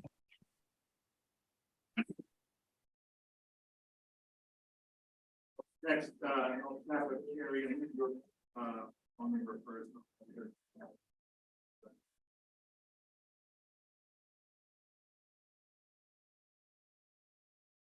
Jesse has his hand raised too.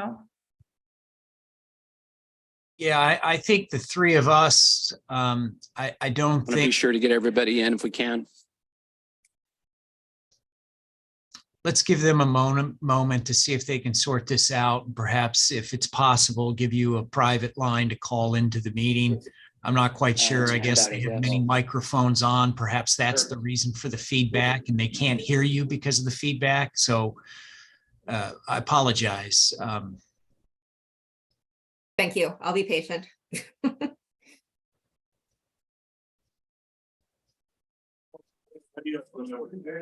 Huh? 209. 768-0496. Carrie, if you could let them know that I'm echoing what you're saying, because I do agree too that at some point there will be an increase, but this increase at this much and for so long is irresponsible on their part in their budgeting too.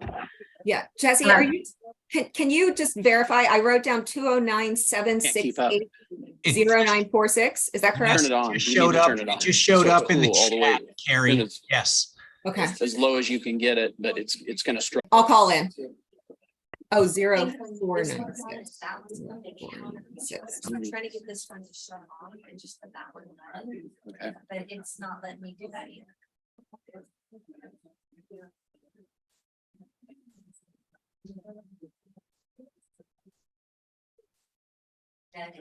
One thing, if it isn't one thing. I know it.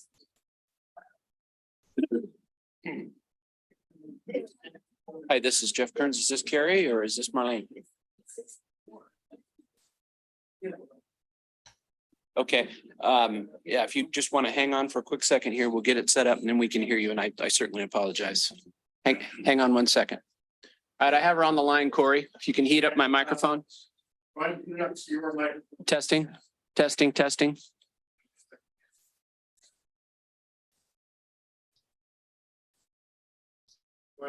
Testing, testing. Yes, it is. No, it isn't. It's green. Testing, testing, testing. Testing, testing. Ron's isn't on either. Now you can hear me? Okay. Hold on 1 second. Here, hopefully the fact that I have the hearing playing in the background is not going to cause a problem. Yeah, you'll have to turn that off if you can. Okay, all right, give me 1 second to take care of that technology on my end then, please.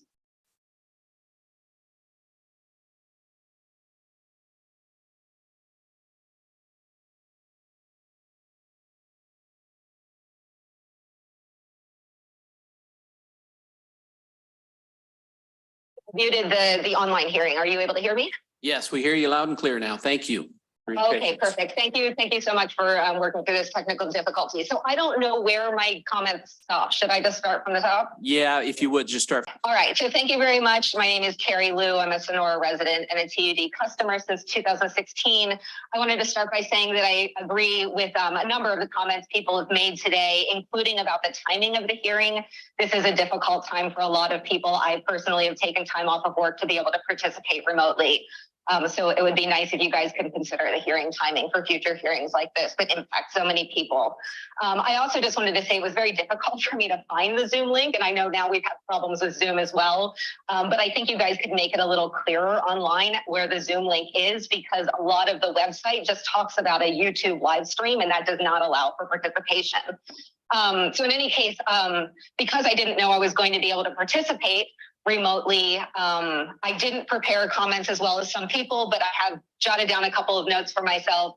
I do ask you to take a look at my letter dated June 1st. I spent a lot of hours thinking about this, analyzing my own use and really trying to present my thoughts to you in a clear way. So I'd appreciate it if you go back and take a look at that. I am not blanket against rate increases. I understand that costs increase sometimes, but what I most want to express is what I think is a shared interest among a lot of commenters here today about fairness in the rate structure. There are low usage people like me. I am not an out of town owner. I went back and analyzed my usage all the way back to when I became a TUD customer in 2016. And I, on average, have used less than half of that base rate for that entire period. I also heard people talking about something I don't know a lot about, but now I feel some concern about, in fairness, which is that 2015 methodology about the base rate and the amount of it has not been revisited. And I really think it should be for those fairness issues, because like I said, this is not just about an impact on out of town owners. There are a lot of us here who have low usage and feel like we are being charged too much based on our usage. And with all due respect, I heard a comment about a concern that if you change the methodology, it'll affect, among others, people with big lawns. I think that if people have big lawns and they're irrigating their lawns, they should be paying a rate structure based on usage. You know, people make choices about their usage based on a variety of factors. It could be household size. It could be their choices about landscaping. It could be their choices about conservation. We all make those choices, but I think a fair structure has to do with a concept that you pay for what you use. And if you use less, you shouldn't be the higher use users, the customers in the system. And one other comment I will make here is that just in terms of the number of protests, I know that at the beginning of the hearing, there was a count of how many protests, and technically you guys can't perceive a majority. But I just want to remind you, you do have the authority to make a decision even in the absence of a majority protest. There are a lot of reasons, as you've heard today, that people haven't been. All water customers are in the minority. By definition, you will probably never get a majority contest, and I don't think, or protest, and I don't think it's fair to proceed just based on that. So thank you very much for making time for my comments. Thank you, Carrie. Appreciate it.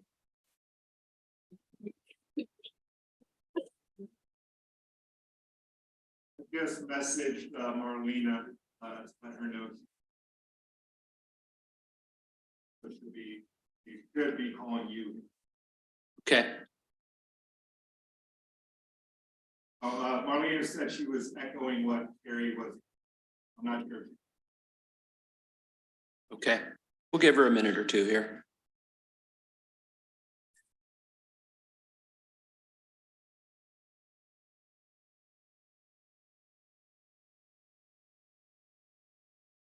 Is there anybody else out there, Corey, or is it just Marlena we're waiting for? Okay.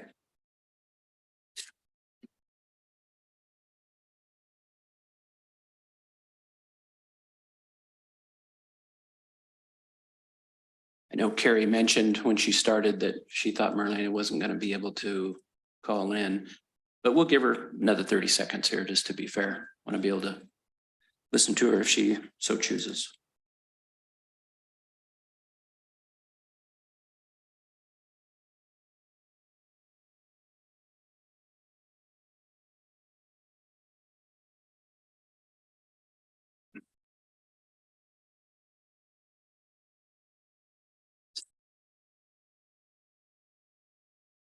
Okay, I'm going to take that Marlena decided not to call in. I see we have at least one more speaker here in person. Go ahead. Jesse Cover, Cover's Apple Ranch ratepayer. Just some things that hit me listening to all the comments. You know, I get it. Prices go up. I don't hear anybody quarreling with that here today. You don't have to make that case. We all are feeling it.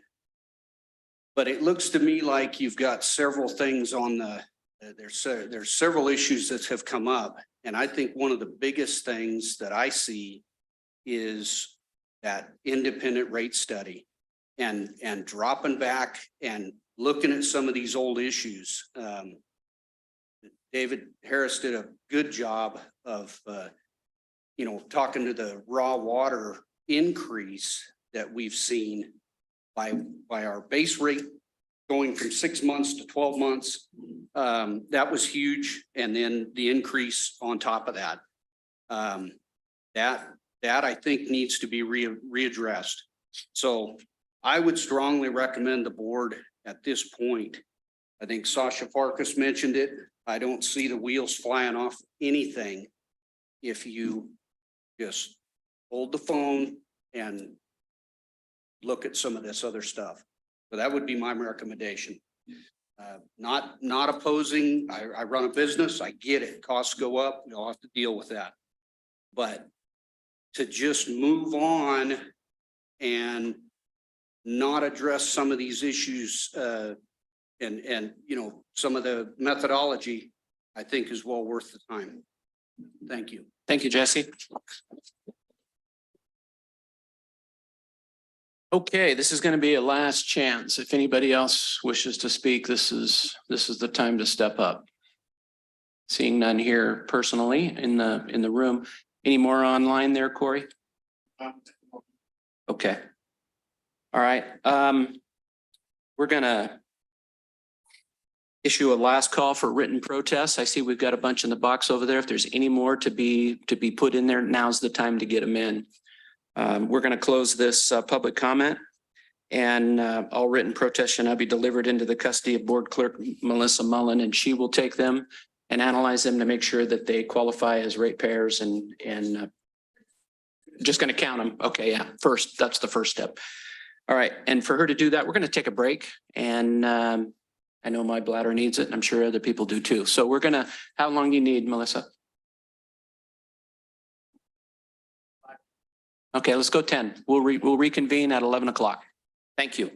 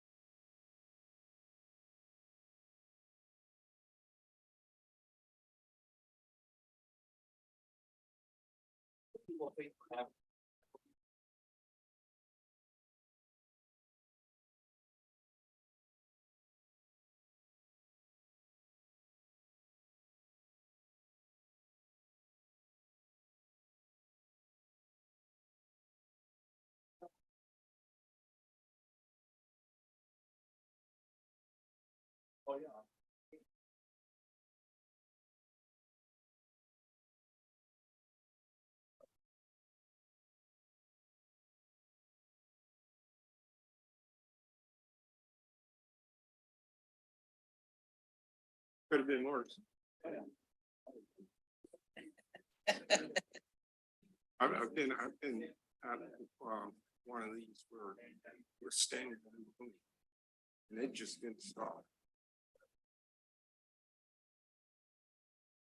Okay, we'll reconvene the meeting now. Now that all ballots have been tabulated will the clerk please announce the final number of protests and whether a majority protest exists? Okay, we received 874 protests related to the proposed water rates and 455 protests related to the proposed sewer rates that have been received. For a majority to exist, the district would have to have received 7,192 protests from water customers and 3,080 protests from sewer customers. Therefore, a majority protest does not exist. Okay, since there is not a majority protest, the board may consider an action regarding the proposed rates. Mr. Perkins, do you have any final comments before the board considers? Can you hear me? Yes.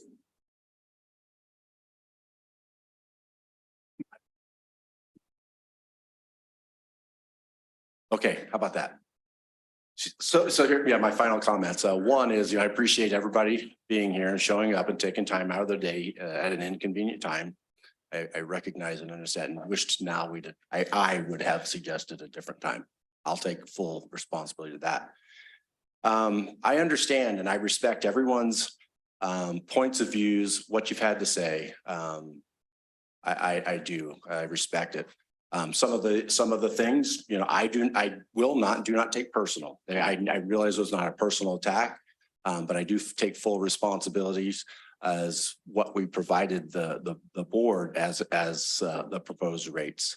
To the board, truly, there are only some of us, a few of us who really know truly what it takes to operate and maintain the system. And only a few of us really know the condition of all of the infrastructure and how it got here. So with that, I understand and respect the unenviable position you are in having to make these sorts of decisions. I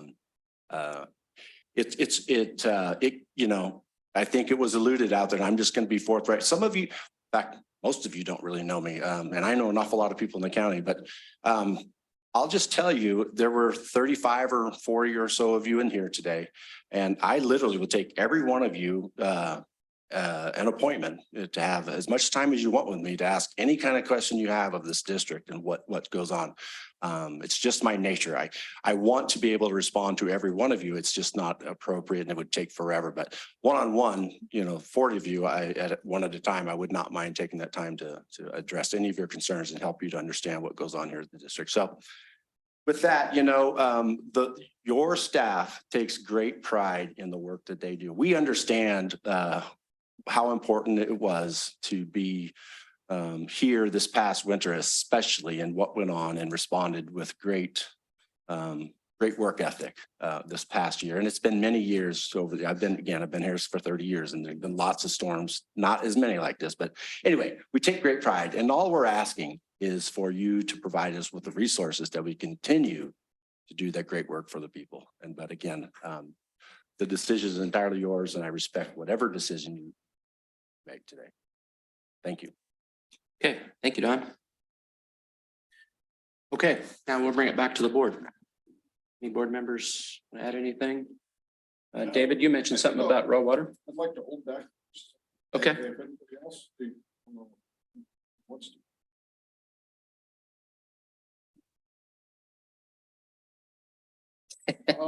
You're it. President Burns, Mr. President, raised the questions about receiving the Proposition 218 notice, and I was just wondering, should we be, is there a concern warranted towards that we have had a fair notification process to all of us? Yeah, that's always a concern, I believe. I would go back to staff on that. I know that they have the guidelines for the Prop 218 process to mail those forms out. And I believe they went out to every single ratepayer, correct, Steve? Hear me at all? No.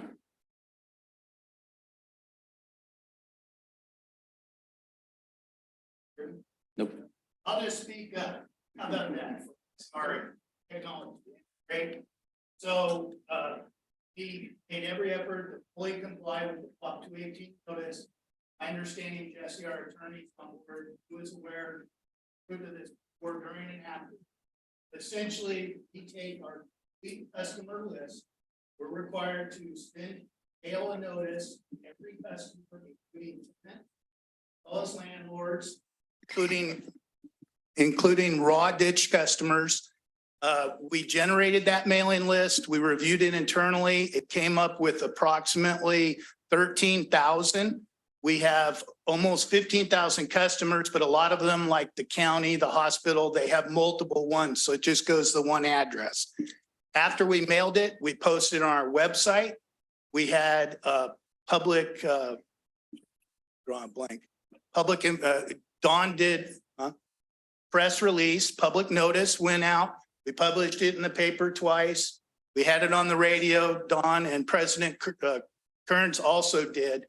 I can tell you, it came to our attention, there's some people who they're still having difficulty receiving their mail since then. But we had it available at the front counter, customer service, anyone did. So Director Boatwright, I'm not aware of anything that would put us in jeopardy of being in full compliance. I apologize for anybody who did not receive the notice. We are aware that the Farm Bureau actually assisted in distributing forms and distributing their recommendation to local businesses. We received protests from Groveland. I'm not really sure where the mailing list came from, but they are not customers of ours. So they don't get a vote, but all of you did. So if anyone didn't get it, you know, you're in attendance here today. We counted all the votes that were provided today, and I think we're fully in compliance with the 218 requirement for notification. Very good. Okay, another concern of mine, and maybe it will bring us more questions. I stood in an opposition of sending out a Proposition 218 process initially for our proposed rate increase. Still stand behind that vote in the fact I think the 28% is too steep. I don't stand in opposition that inflation has occurred. We are paying more, supply chain issues and all that. The board yesterday passed a minuscule budget, but a balanced budget. And this rate increase will go directly to capital improvement. I, thoroughly believe that, we have some infrastructure that is in dire straits, needs to absolutely be replaced. But I am, more along the lines of middle of the road and a gradual increase doing that. Representation of deficit in the different fashions of the way that we can apply a rate increase are moving forward with capital improvement projects at a more moderate rate. So, I'd like to be able to afford to, place, as much as possible all at once, but can afford that.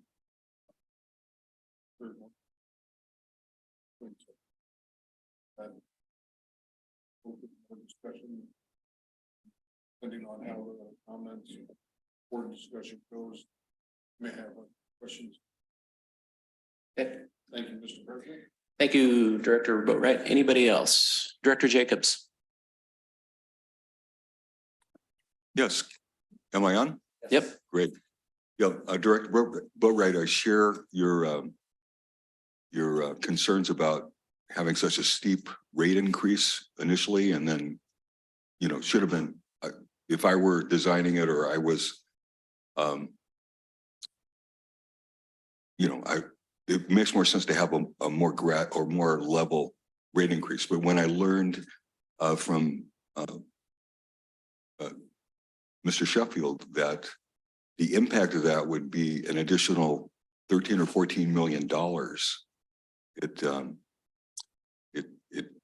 it made me reconsider that position, because, you know, is it worth? Yeah, I agree. It'd be better to have an incremental increase, but is it worth to the TUD ratepayers of $14 million for that?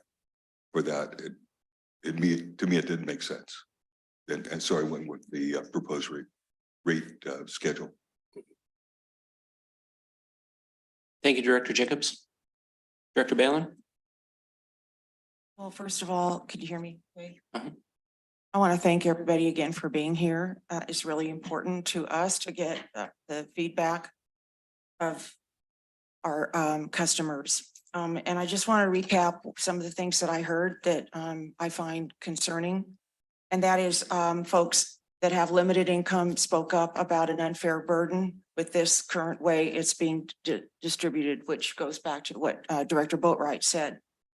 There was also room for improvement on the way TUD does business.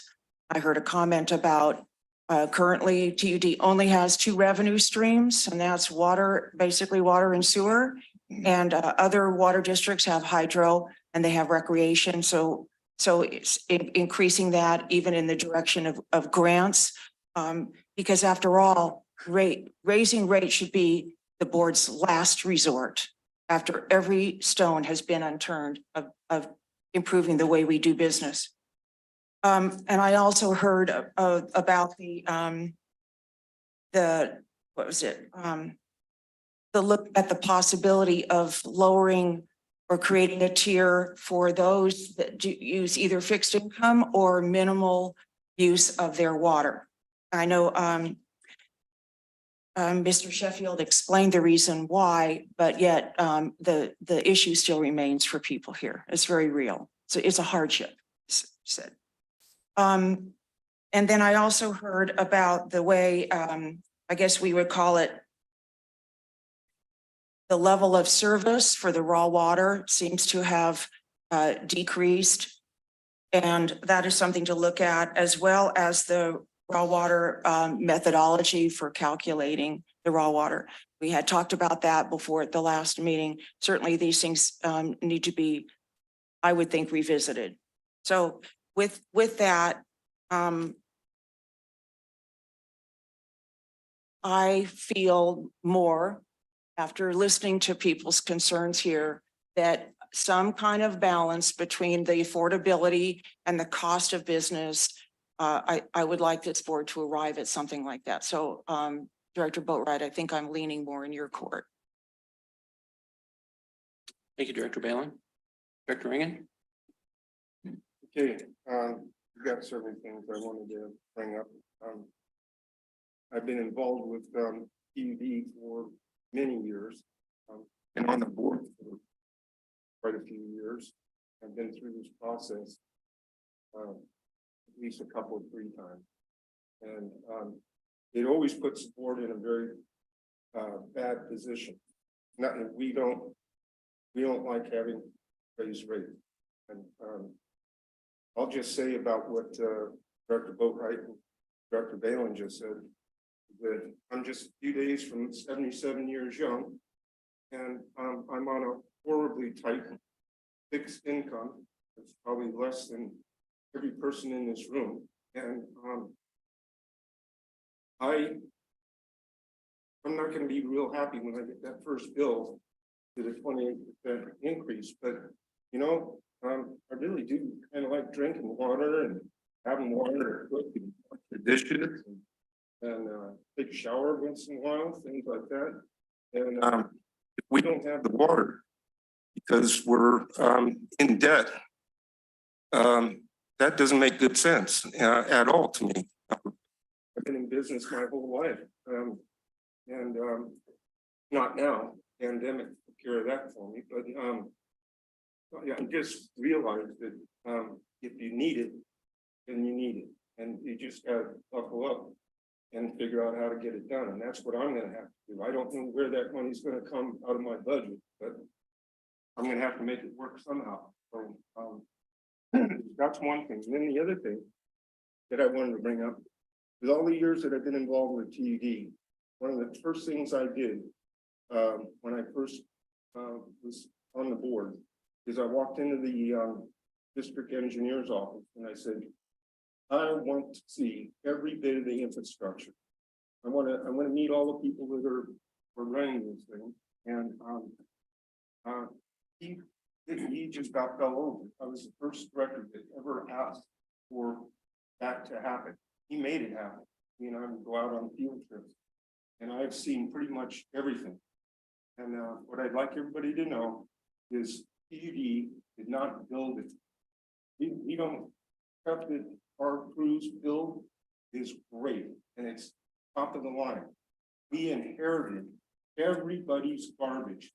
First PG&E when they sold it to Tuolumne County, and then Tuolumne County saw that they couldn't handle it, so then they put TUD on the ballot, and people voted for it, and here we are. But we've been behind the gun ever since the doors opened, because the infrastructure was so run down and so spread out. How many miles do we have to travel to the water treatment plants and all that every day? Roughly 300 miles. 300 miles. And so when you start adding all these things up, I mean, 300 miles a day, and that's just the treatment plant operators. Now you've got all the crew that are doing the PIP projects and the repair, and they're out on it's a 24/7, 365-day job. They have to be out. A lot of them lose their holidays because of a break or something comes up, needs to be fixed. And yeah, the overtime is eye-opening. But the big reason why it's so high this last few months is because of the weather and so on. So I mean, those poor folks were out there in the middle of the night and that stuff, and walking the ditches, trying to keep the water flowing because of the ice and snow. So anyway, I've seen TUD nearly go broke back when I was first on the board in 2012. It was because of the previous boards continually. They maybe pass a rate increase and then wouldn't institute it. And so that just doesn't make good sense. Prices don't go down, costs don't go down, they just keep going up. So this is really important. And that's my 2 cents. Thank you, Director Ringen. I'd like to make a few comments as well. Director Ringen, I agree with you 100% down the line. That being said, you know, I've got not only friends here and people I don't know, I also have relatives sitting in this room here right now. And you know, I've lived here a long time, my entire life, and I know a lot of people. And believe me, I have heard from a lot of people. And you know, we as board members, we work for you folks. So we've got to find that balance somehow. Everything that Director Ringen just said is correct. There are things that need to be fixed. And he was spot on the inherited infrastructure. I'm glad nobody brought that up today, because maybe that message has finally gotten out. The TUD didn't design all of these little water systems that we've, in some cases, been forced to take over the years and inherited, and then have to bring them up to standards just so we can deliver water to your house. That is a monumental task. It really and truly is. Whether you think it is or not, it is. However, you know, I knew 2 months ago when this thing started that this 28%, this was going to be a heavy lift. And I knew I was going to hear about it. And boy, howdy did I. So, you know, I just want all of you to know that I've heard you and I understand. I want to make one comment here about the 400 cubic feet message, or the threshold that TUD uses.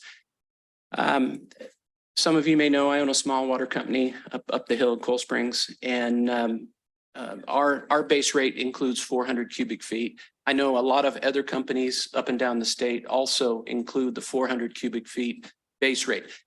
For right or for wrong, that seems to be a standard, north to south, east to west. That's just that's a good livable amount to start with. So to bring that down or to raise it up, like I say again, right or wrong, that would be, I believe that would be a pretty monumental task to try to reinvent that wheel. So I just want you to be aware of that fact. As far as what we're here to vote on today, I believe in my heart that we do need a rate increase for those reasons that Director Ringen set up. 28%, I got to say I'm leaning towards Director Balin and Director Boatwright. Maybe we can come back to something that's a little more palatable. But those are my thoughts as of right now. So thank you. Anybody else have anything to say? Director Ringen? What if indeed we decide to go with something less than 28%, which I'd love to see happen? How is that going to affect our financial situation?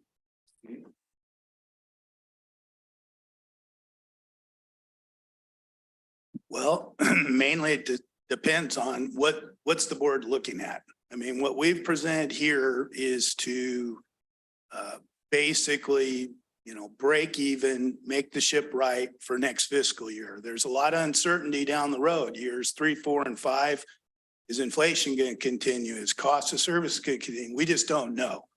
But, you know, the budget you just adopted yesterday is based on no rate increase.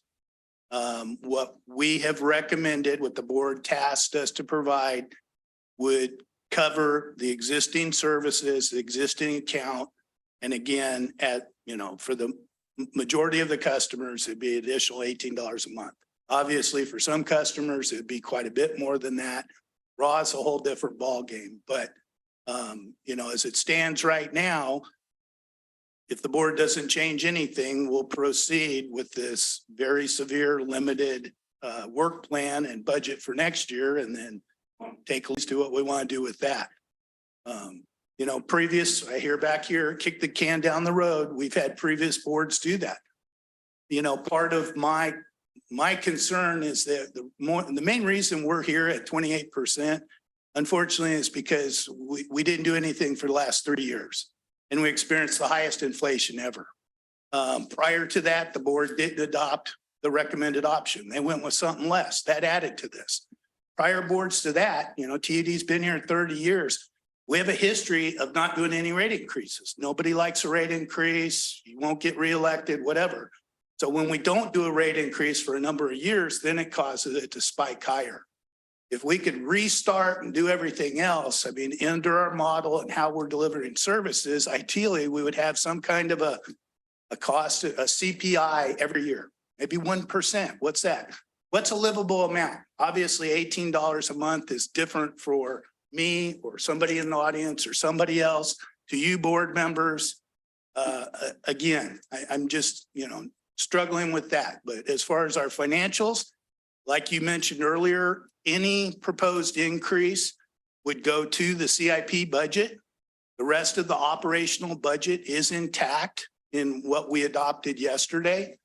The concern would be some of the level of conditions. We had a tank failure this year. We didn't plan that. Anytime that occurs, then we're going to be looking for grants to help us, or in an emergency, we've got to address the emergency, just like we do with mainline leaks and breaks and that sort of thing. So what we've recommended is the best number we can come up with. We don't like 28%.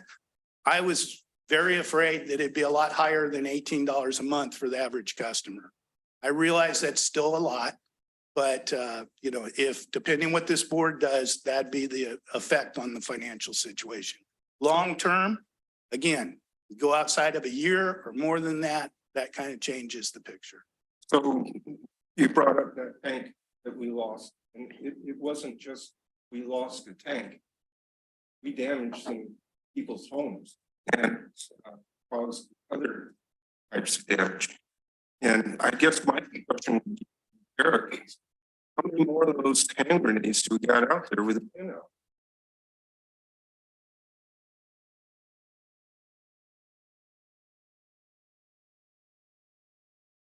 Microphone's off, Eric.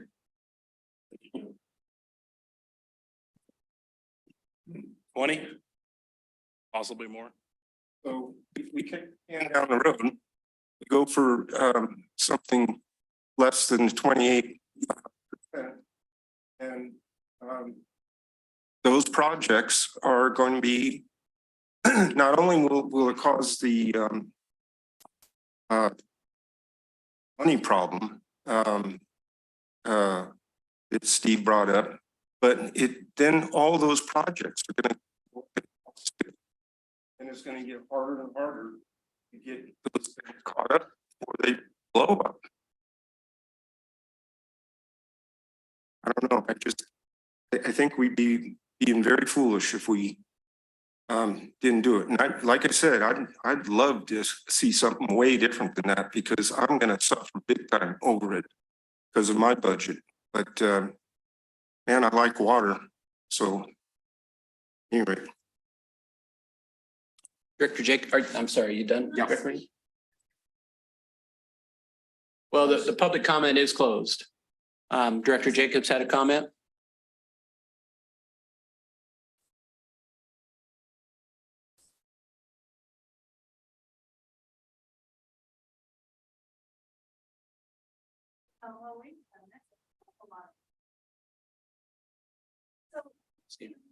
I read your. I added it all up.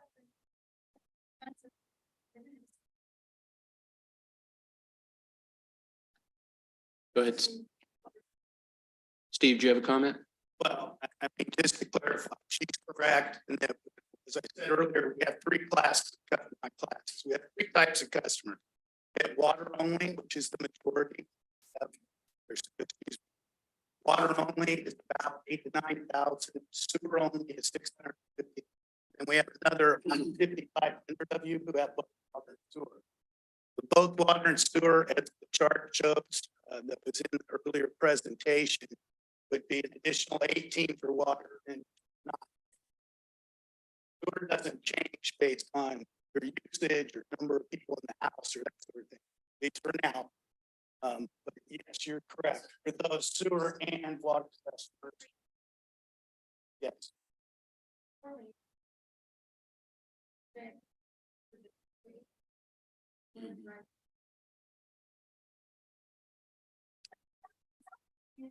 Okay.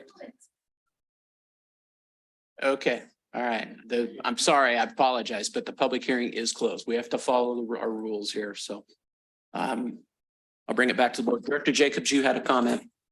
Yes, just to, first of all, thank each one of you for coming, for taking your time and effort and energy to, you know, time out of your lives, out of your family's lives to be here. I appreciate it. The board appreciates it. Thank you. Thank you so much. And I may not agree with all the comments, but I deeply respect each one of you, and I thank you for voicing your concerns. So I'd like to echo something that Director Regan brought up, and that is the just, you know, we as a board have to make the tough decisions. We've got to man up, woman up to make the right decision based on not just everyone here, but everyone in the district. And not just look at the next month's pocketbook, but look at, you know, what's happening with their kids, with their grandchildren, with their great-grandchildren. If we don't take care of some of these things, we're jeopardizing their future. And I can't be a responsible grandparent. You know, I can't look my kids and grandkids in the eye and not, you know, make the tough decisions. The easiest thing would be to, you know, cave in and, you know, to take the easy road. But we're not elected to do that. We're elected to make the responsible decision, not to kick the can down the road, so to speak. So anyway, again, thank you for each one of you. I would like to make a comment about the raw water issues. This is not something I personally have studied. So I don't speak from a position of experience, but just common sense tells me that there shouldn't be taxation without representation, so to speak.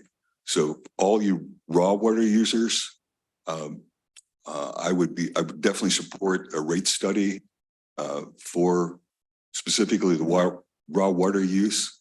And I would encourage every raw water user to participate in that, and not just be a consultant, you know, from on high dictating what the dollars and cents say, but to have each one of you that have that concern to participate in that study, to say, okay, that, you know, yeah, here's what the numbers are, but here's what we think is fair, because we want to do what's fair. I mean, we're representing you, and so I would just encourage that to happen. Thank you. Any other comments? Director Boatright.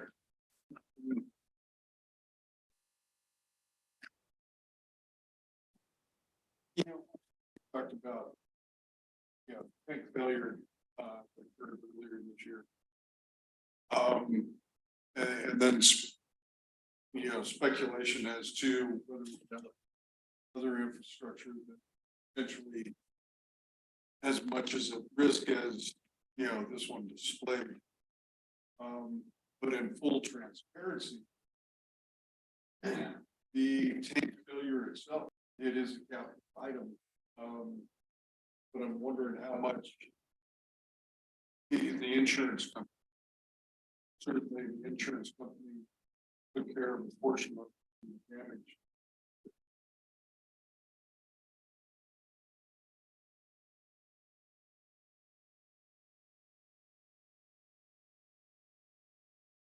We do have liability insurance that covered the damages, but it impacts our rates in future years from our experience modification. And we did not get any damage recovery on the district because it was so old and hadn't been maintained, because it was beyond its useful life on that list of tanks that they just mentioned. We have others like that. So do we have a list of infrastructure that is beyond its, say, current liability?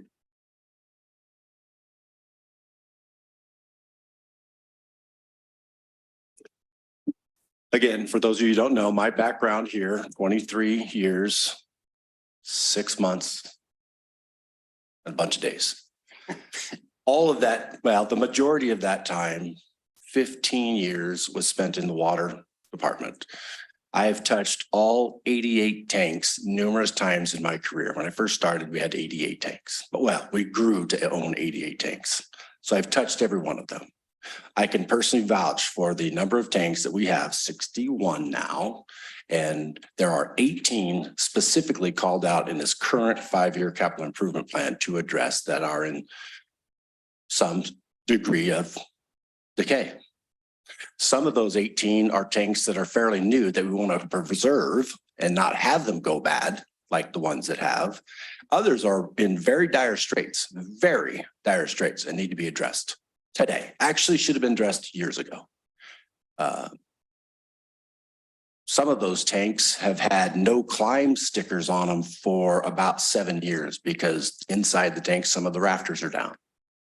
So yes, I can personally vouch for the number of tanks that we have and that are the ones that are in poor condition. You done? The water business. It was brought up today that, you know, they're in a class of it. But in a Proposition 218 process, we put them in with 1,000 treated water. And certainly the commodity that they received is substantially different. Open kitchen, open ditch, earthen system. I mean, it's open to the environment. The product they get agricultural water. I do have some concerns. We are putting them in the same spot as our bottled water treatment.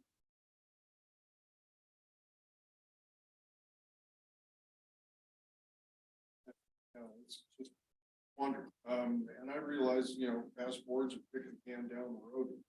I'm a firm believer that, you know, we started 3 decades ago when TUD was first formed with constant annual rate increase. Probably wouldn't be this 28%, huge chunk of handle. I mean, it seems awful. Director Balin.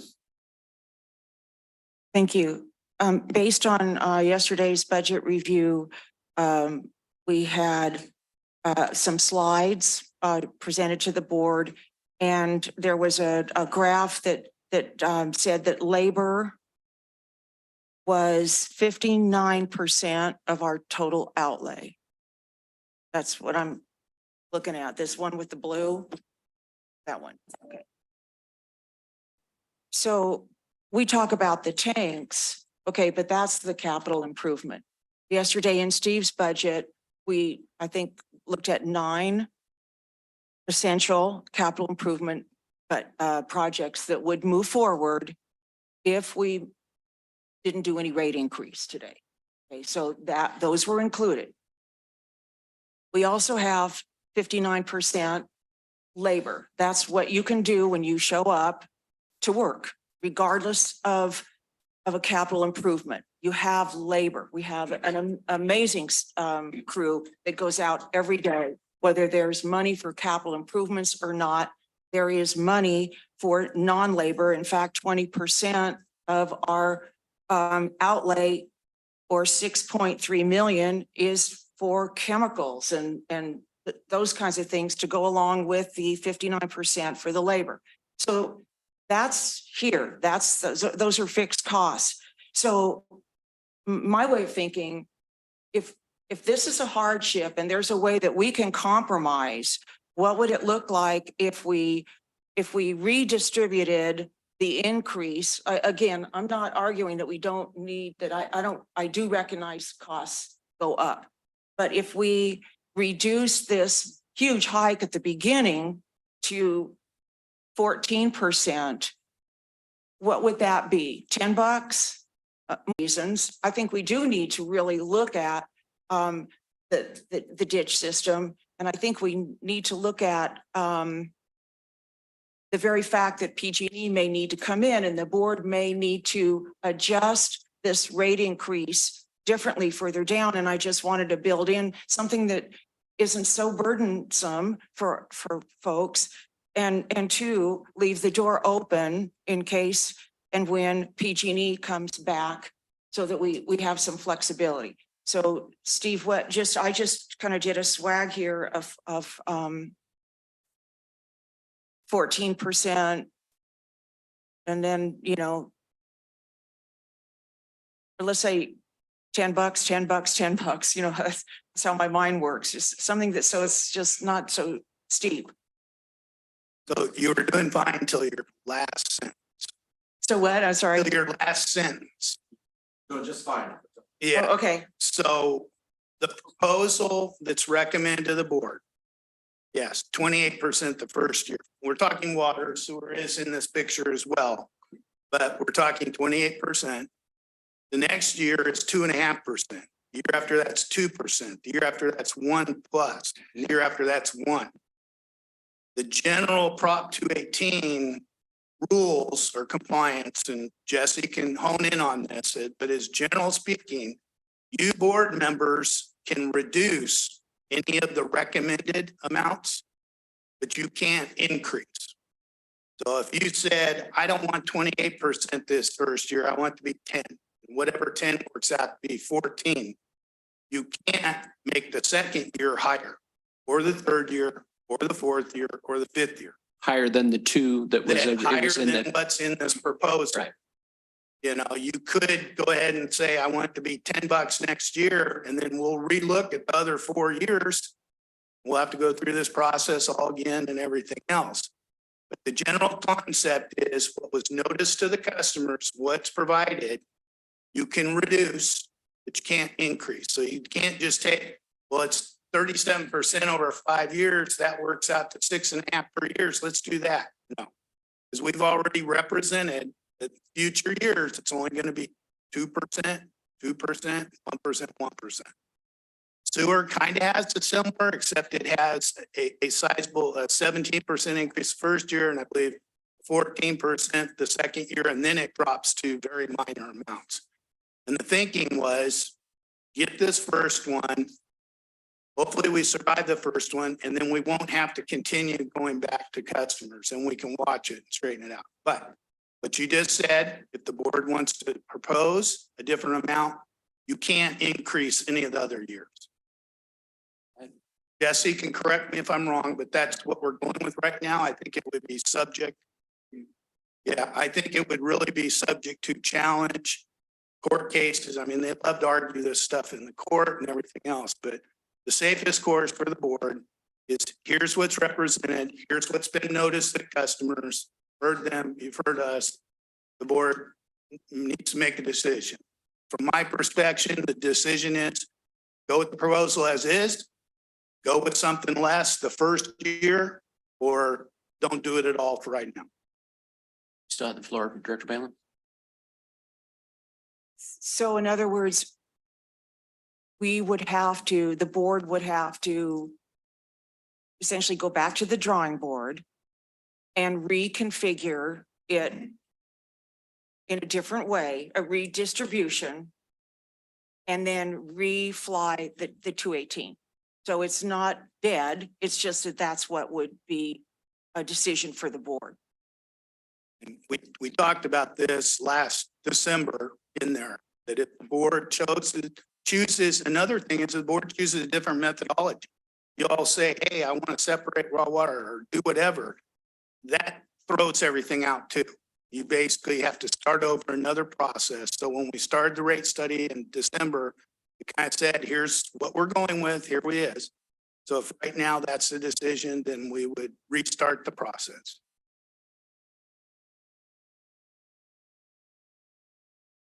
Director Ringen was next. He had a comment. Steve said exactly what I wanted to say about the not being able to increase the later years. Okay.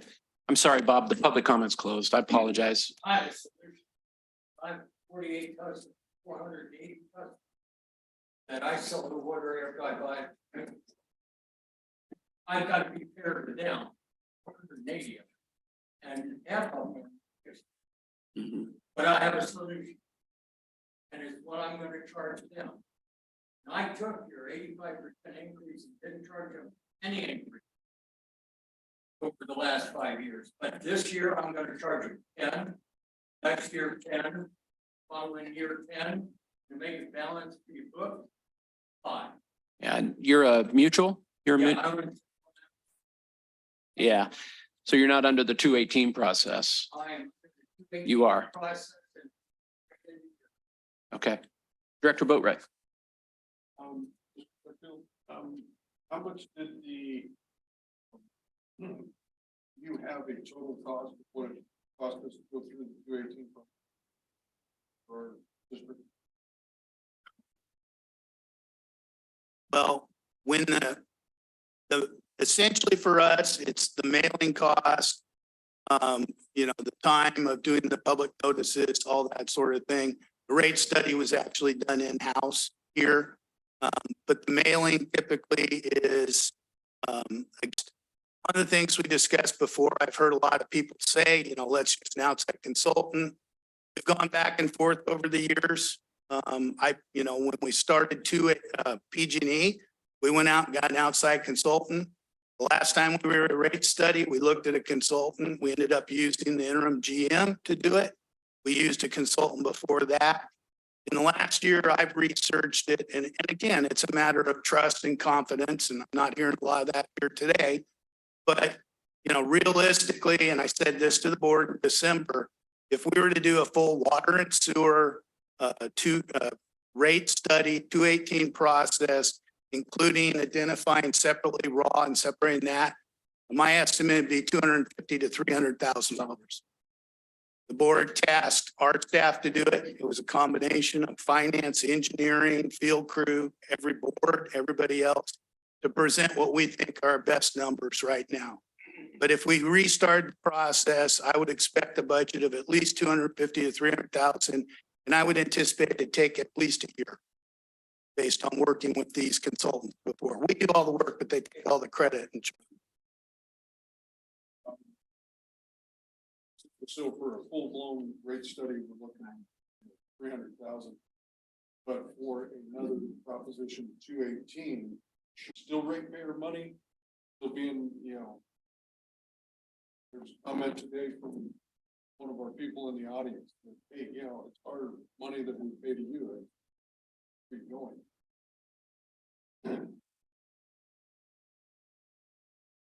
Anyway, so yes, that was my question. What's the proposition? Thank you. Any other comments from the board? Okay, well, I'll bring it back to the board then for a possible motion or more discussion, if they like. Director Ringen. I move that we adopt the rate increase exactly the way it was presented, and hopefully we can get our CIP project very, very badly needed. And move forward. Financially, secure. I'd like to second that.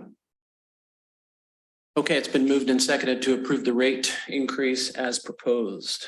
Any further discussion? Okay, then Director Balin. Yeah, I'd like to make a counter motion that we, I guess, bite the bullet and restructure this in a way, structure the increases in a more affordable fashion. Let's, how about it? We've got a standing motion. Let's go ahead and vote on that. And then we can, if it passes, it passes. If it doesn't, then we can discuss that. Okay. Any other discussion? No, I was just watching. Because there's a motion and a second. Yeah. I think that forces our hand. Mm-hmm. Motion. Second. That's the way I understand it, yes. Okay, so I'll reiterate again, there's been a motion and it has been seconded, motion made by Director Ringen, seconded by Director Jacobs to approve the rates as presented here today. Those in favor? Yes. Yes. Those opposed? No. Yeah, Director Ringen and Jacobs voted for, Balin, Boatright, and Kearns voted no. Okay, Barbara, you had something to add there? Yes, I do. I move to, I guess it would be okay, so this measure's failed.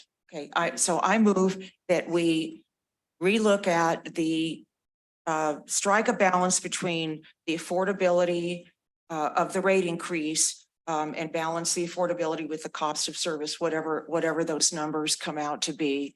I threw out 14% rather than the 28%, but certainly I think it behooves the board to take a look at after public comment. And I do know that for every person here, there's quite a few that feel the same way, at least judging by the phone calls I got. So sorry, I was making a So what's motion and what's I your was motion? rambling. I'm sorry. So I move that we relook at the rate structure. Director Bill, may I ask? Sure. Your motion would be then for 1/2 the proposed rate increase first year potable water. We need to include also the 1/2 of the first year proposed, 1/2 second proposed on the wastewater sewer custom.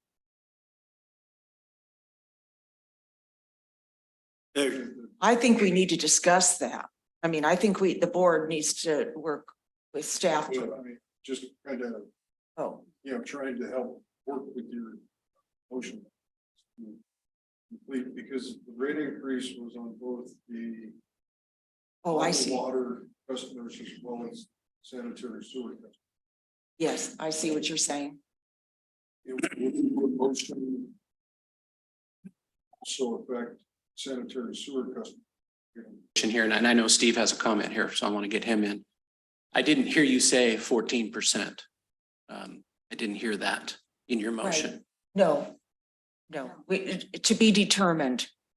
Right. Mm-hmm. Okay, all right, just wanted to be clear on that. Mm-hmm. Steve, you had a comment? Could I read what she said, Melissa? Would you like to read it back, Melissa? Or Barbara again, please? So Director Balin motion was to look at the structure, look at the structure of the rate increases. The rates are to be affordability with cost of service. But Right. so to relook at the rate structure. Yes. So there is no increase at this time. Okay, I hear you. Just to clarify, what's in your board packet, there's two separate resolutions. One's for the water. He has both of them in there. But what I'm hearing here is the first resolution regarding water, no action taken, nothing being done, to be determined later on.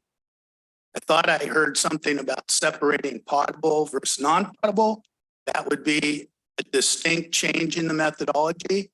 And I do not believe, Jesse can chime in here, but I do not believe you can take a vote or do anything that would only affect treated. The way our water rules and regulations are set up, treated and raw are within that. And if we're going to create, right now they're separate rates, but they're not really separate, I guess, if you called voting classes, right or wrong, that's the way it is. So that would need some work. The second resolution specifically on sewer. And again, sewer set up a large increase first year, 17, second year, 14, and very minuscule amounts for the third year. The board could take actions to approve sewer as done, or the board could take similar action to direct staff for additional analysis and calculations and hire consultants, whatever on that. But just to clarify, that makes things better. Plans.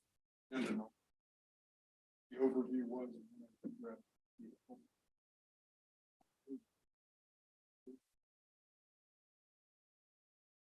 The only question, the question would be, Steve, is there two items on the agenda. One being for treated potable water customer rate increase. They're treated, they're water. The first resolution that's being asked is for water, which includes both treated and raw.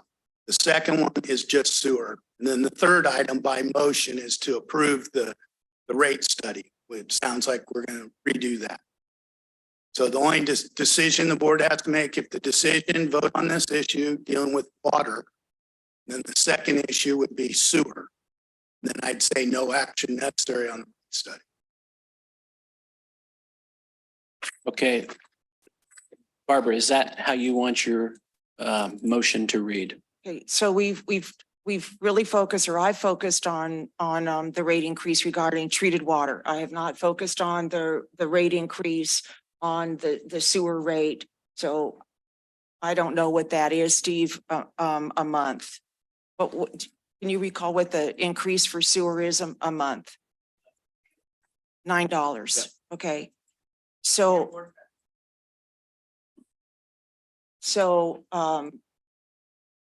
I think that's reasonable. I think sewer is reasonable. So and before we lock in this motion, what do you all think about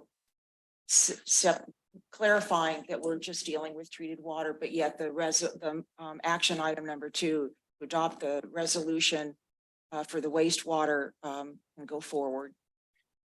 Okay, I have a comment. Like I said before, we need a rate increase. We do. And the 28 was too high for me. I think we need to pass some sort of a lesser rate increase here today. I don't think it's a good idea for the future of this utility to keep extending this out further and further and get this thing, bring in all these other, get off too far in the weeds on this. Because like I said before, I agree with Director Ringen. We really need the 28. 28's too stiff. It just is. But I would like to see a lesser amount on the first year right here today and not going back to the drawing board on this.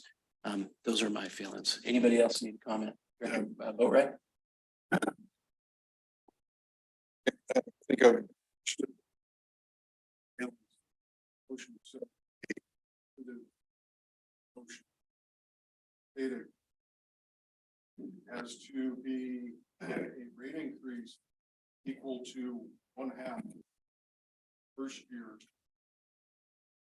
following through with the rest of that point. So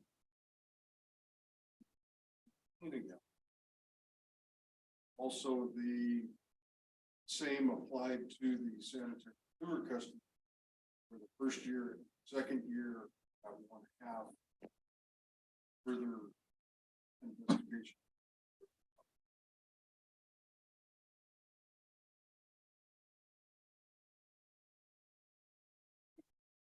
Okay, so go ahead. Yeah, sorry. That's okay. I heard you. What I heard you say is back it down to 14% first year for water and leave the remaining 4 years at the 2, 2, and 1, 1, correct? And then on the sewer side, cut the sewer in half the first year. Did you say the second year is? Okay. We can put that out there and see if it picks up a second. I would have.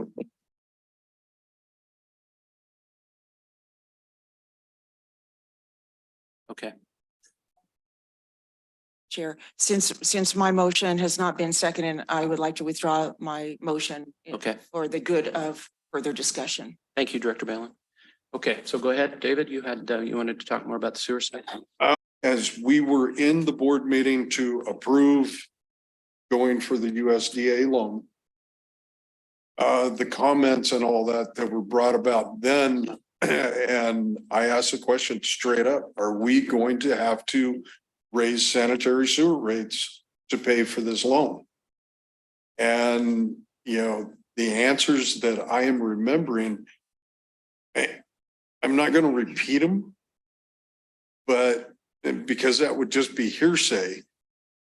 But I was assured that we were solvent in the wastewater side, and I can't stand beside and just go, hey, okay, we're just going to absorb as much ratepayer money as we can, and rebuild everything possible all at once.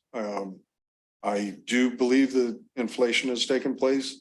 I do believe that we need to, continue to move forward with capital improvement. And I think my motion that I've set forth still allows us to do that. Maybe not at the full speed end, but certainly not at a stoppage either. So I have a question. Okay, I'm having a little hard time on my end getting in line with the sewer side, the half, knocking it down half, and then half a second year too.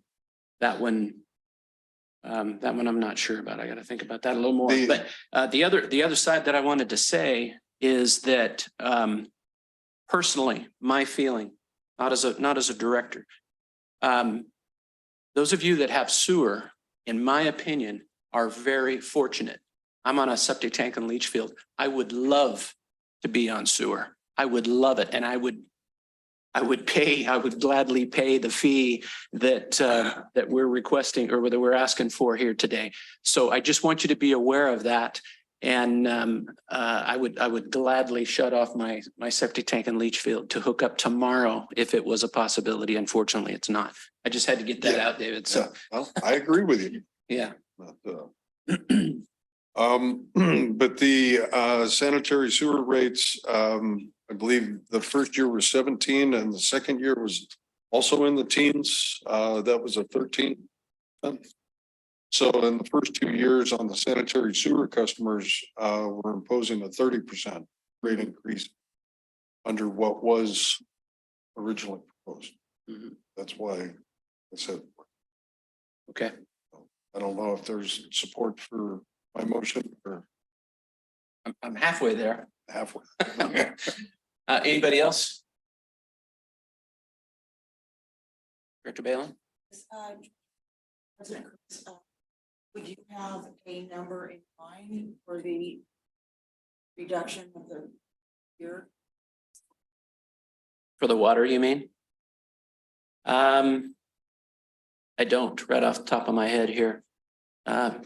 14 is enticing, but I'd like to hear more comment from the other directors. Director Jacobs? Yeah, before we decide to reduce the first year increase, it would be helpful to know what the impact of that decision is financially. Because hold on. Because I wouldn't want to be in a position as a board member in 3 years from now, we're coming up short. Things have happened that we didn't expect. And we have to go through another 218 process. Mm-hmm. Because that process is, first of all, very lengthy and potentially very expensive. Steve, you have the numbers? Yeah, well, I had my hand up because here's the concern. I hear what everybody's saying. It's too high. What's not too high? I mean, the 28% isn't just, that sounds good. That's based on real hard projected numbers of what we need. So if we don't have that, then we're going to have to adapt. We're going to have to do something. So my concern here, it feels very arbitrary to me. Well, let's make it half. Let's take a survey. Is 18 too much? How about 10? How about 4? How about 8? How about none? Why don't we just do that and see what we do? But, the real struggle here is that these things compound. So I appreciate you saying we need something today. But if you knock it from 28 to 14, then that's 14 we didn't get the next year and the next year and the next year and next year. And we basically told these people, here's 5 years, and so what does that look like? Sewer, kind of a different animal. I don't think we ever said sewer was solvent. What we represented was for us to do the USDA loan for regional plant. We would not turn to the ratepayers to fund that construction progress. We spent our reserves on it. We got a grant of almost 9 million on it, and we took out a 40-year loan on it. We've done all those things. But the cost of operations for sewer is going up. The new plant will require some going up. And if you look at sewer, we're by far under everybody else in the area. So whether they have more efficient technology or worse than us, I don't know. But I have the same concern. If we just say, well, 14 is too much, 13 is too much, okay, it's $9. Is it 5? Is it something else? I hate for the board to make an arbitrary decision. And then I'm going to come back to you in 6 months and say, hey, guess what? We just lost $13 million because of your decision. We're going to have to come back to them next year, not 2 years from now. So, and again, maybe I'm going the wrong direction. This is just your finance director talking, who's worked very hard to improve the conditions of this district over the years. And I'm proposing, I would rather be able to provide you numbers before you pick a number out of the hat than just to say, well, let's just increase it today because we got something's better than nothing. So this was set up a lot first year, very little the remaining years. And that will work unless something else changes. We all know it changes, but that was our best recommendation. The board's not comfortable with that. Tell me what you are comfortable with. Let me go back. Let me come back to this board, to the public, everybody else that say, look, if we do $10 instead of 18, this is what it means. If we do $4.50 instead of 9, this is what it means. Because it doesn't just impact your immediate bill. It's going to impact your bill for the next month. It impacts our wholesalers as well. We have 8 wholesalers that are in the same boat. And, you know, they're really responsible for their own. We have these PUCs like your water company, Jeff. They can just look at and say, hey, the CPI last year was, 11%. I can just charge that. Social Security, oh, we'll just up it 8% because of this. It's never enough. But again, I just feel I have to, in my role as finance director, I'm not comfortable with just arbitrary numbers. I appreciate that, yes, we definitely need more money. I want to do that. But we'll find a way. We'll get here to the best. You can't satisfy everybody. Some TUD haters, they're going to hate us no matter what we do. But let's at least make informed decisions and smart decisions. And if you're going to trust me to keep the finances afloat and still going forward and keep this organization, then I just don't feel comfortable with an arbitrary amount. I appreciate it. No disrespect to anybody. Okay, I just got a couple comments. As far as the PUC system goes, you're right. We can get cost of living. We have to go through the PUC to get that, and that's never easy. So we can't just charge it. So I just wanted to correct you on that. The other thing is, so you're saying then that we need to start this 218 project all over again? Is that what you're saying when you say that you need to go back and crunch the numbers? Because we can't, what I'm asking, Steve, is we can't come back in a month with your new numbers and vote on a new rate increase right then, correct?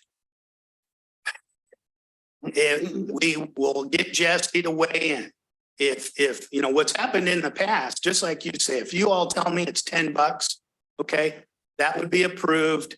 We would go redo all the rate schedules, bring the rate schedules back for adoption. But since it's less, we don't have to restart the 218 process.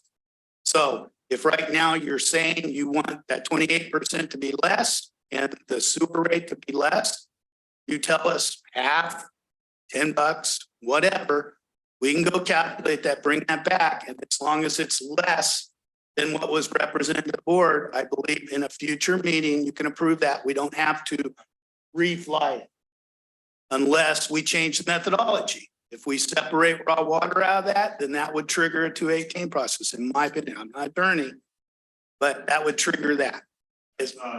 Sewer. So yeah, let's get Jesse. I'm sorry, guys, but let's go.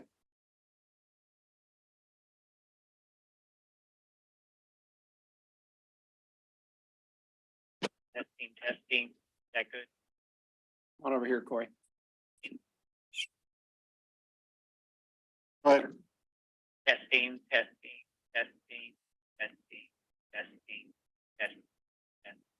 Where's your volume?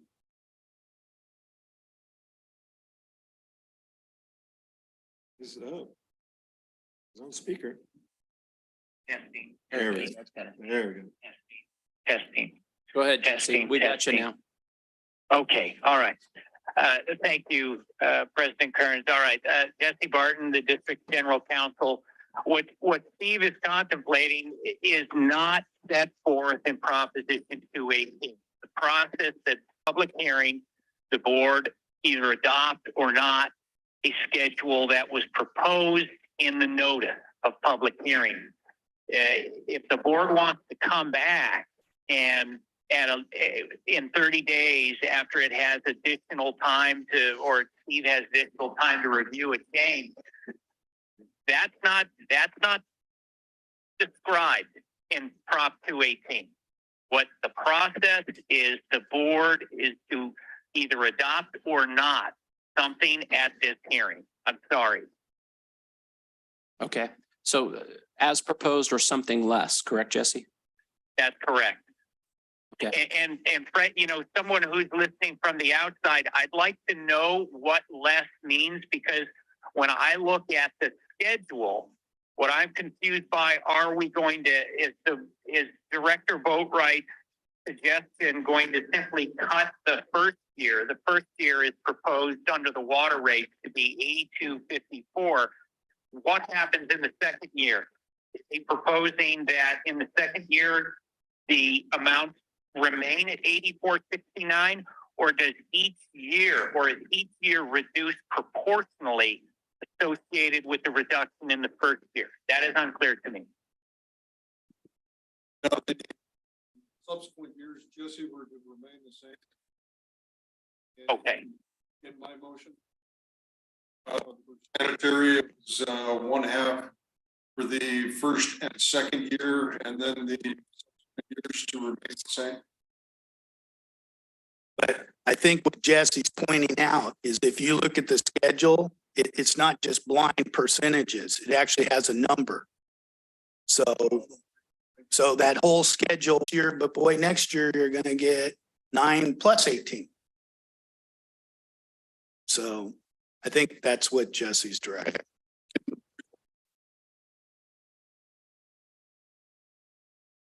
The percentages was just meant to provide context. The actual rate schedule is in there by meter size. Okay, thank you, Jesse. Okay, thank you. Yeah, might want to hang on to him. Yeah, have him call my number if we need him again. I didn't realize that the equivalence between percentages, dollars conflict in my motion. Maybe it would just clear it up to state it has on the potable water side for the first year, subsequent 8 years to the sanitary sewer customers. 1/2 for the first, second year, and subsequent years to remain in effect at this point in time, and the future 218 process. Okay, so that's a motion on the table. Motion. Realize. Director Balin? Sure. Well, I'm looking for, if there's not a second, we'll go ahead and discuss anyway, but I was seeing if there was a second. Doesn't appear there is yet. So go ahead, Director Balin. My concern with that is that that we are locked into those to the schedule. And I think there could be some unforeseen needs today. I also appreciate Steve saying to be cautious here. And what we're talking about is the over the schedule. And so that's tricky for me to support, because what my fear is, because we can't go up, because we've locked ourselves into these for treated water, for these little tiny things after that, that if something big like the PG&E came in, we're in a box canyon. And so that's why, in a way, I don't think it's quite going back to the drawing board. in a more affordable schedule. Director Balin.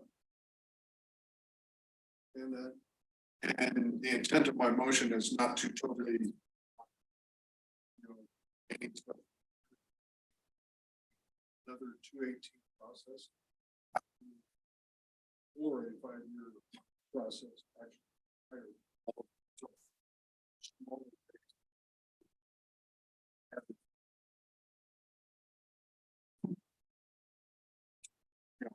said 28 was too steep.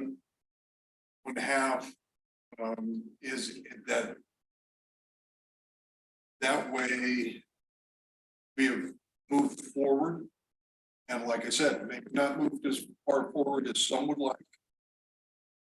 Stood standing still either. And it just a matter of moving forward. The Proposition 218 process is done in 2 years. If we have to turn around and do it again next year, I'm not precluding that. Go ahead. Finish your thoughts. Go ahead. Director Ringen. Well, I want to know why we Steve Sheffield and staff to go through this study. Up with the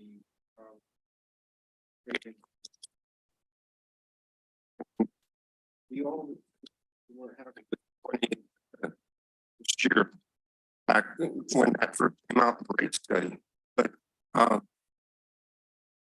Steve didn't just pull that number out of the sky. There was a reason for it. It all has to do with running into deficit spending and getting ourselves into financial trouble down the road. And that would, unfortunately, like I said, I'm not for it because I'm going to suffer big time. But I don't understand why we put them through that study, which cost a lot of time and money, and now we're not listening to them. That just doesn't make good sense to me. Director Boatright. This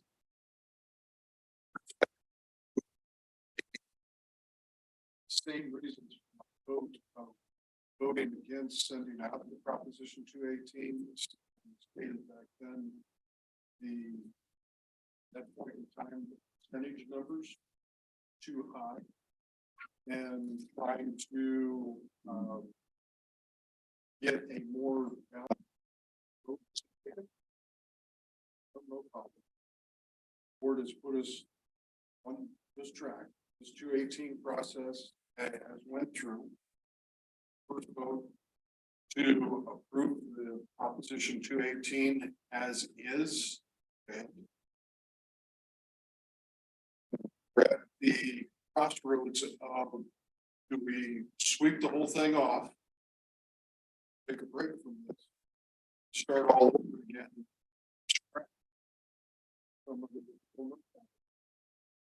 218, another 218 with a rate study.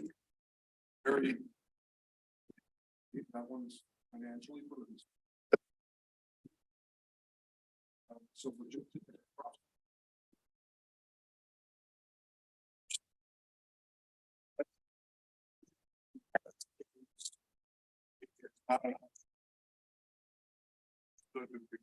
scrap it.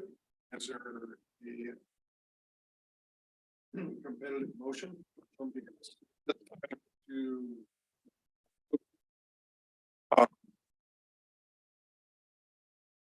it just, that we're at a crossroads to. I want to say something too, if I could. You go ahead. If you're finished, Rick. Yeah. To Director Ringen's comments there. You're right. We've spent a lot of time and effort and money on this. However, this is the process. Let's look at how it really is here. Staff works for Dawn. Dawn works for the board, and we work for these people that are here today. And not just these people here that showed up today, the 22, I counted them, 22 people talked. Okay, 22. Really, that's minuscule compared to what our customer base is. However, I don't know if you have, but I've been receiving calls for weeks on this thing. So there is a large portion of our customer base who is adamantly against this, and I don't want to ignore them. I don't. But on the other hand, we have to listen to who we work for as well. Now, as I said before, hold on, just as I said before, we need a rate increase. We do. I mean, for all the reasons stated here before, but we can't just raise rates beyond what the public can bear. Now, does that mean that we have to come back and do this again? Well, I didn't want to have to do that because I think we do need a rate increase and we need it as quickly as possible. But we can't just ignore our rate base, the people who actually pay the rates and make make this a viable utility and able to supply water to everybody. It's not what we wanted. I'd love to have the 28. I would, but like I said before, I've got friends, I've got family, and I've got people I don't even know who are calling me, and excuse me, I'm human. I'm going to listen to them. So, but anyway, those are my thoughts. And anybody else like to comment? Director Balin. Yeah, I think you echoed my sentiments as well. I've been in this community well over 50 years and my phone was blowing up. So that's who we work for. So great. You said it really well. As much as I don't want to go back and take a look or have Steve look at the numbers, I really think it's prudent that we listen to the public, and we're not gonna go away in terms of the good level of service that we're doing, but I think we need to take a look and make this less burdensome. But if we're going to reduce the front end, I think we have to put that somewhere along the line, or we're going to. I don't think it's prudent for us to go back for another Prop 218. I think it's better that we go rescind this, go back, have Steve look at the numbers, and let's give it a month and come back with a different, more affordable distribution in the schedule. But that would be a new 218, is what I heard. Right, but at least it's not 218 number 2. We pass a little bit now, and then we have to go I back see. I see what you're saying. and do Gotcha. another one. Okay, I understand. I think it's worth going back now. Okay. General Manager Perkins. Well, yeah, this has been a great discussion. I really appreciate everybody's opinion, and it's been very helpful. And I hear Director Boatwright trying to strike a balance, some cooperation so we can get someplace, stop the bleeding a little bit and move forward. I understand and I appreciate the sentiment. I think Steve said that at current rate, excuse me, we're losing about $500,000 a year. So half of that, if you just a month, I'm sorry, $500,000 a month. So half of that, just for some compromise is $250,000 a month.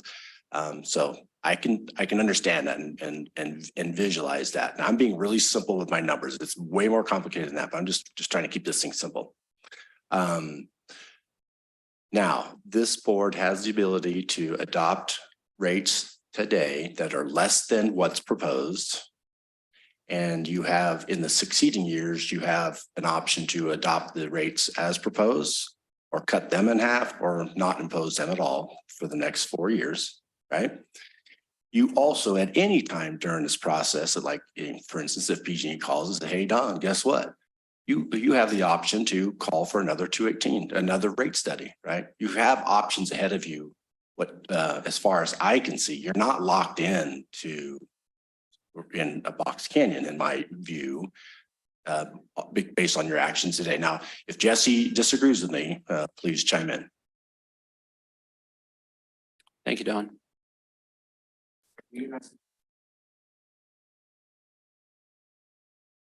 Probably the 218.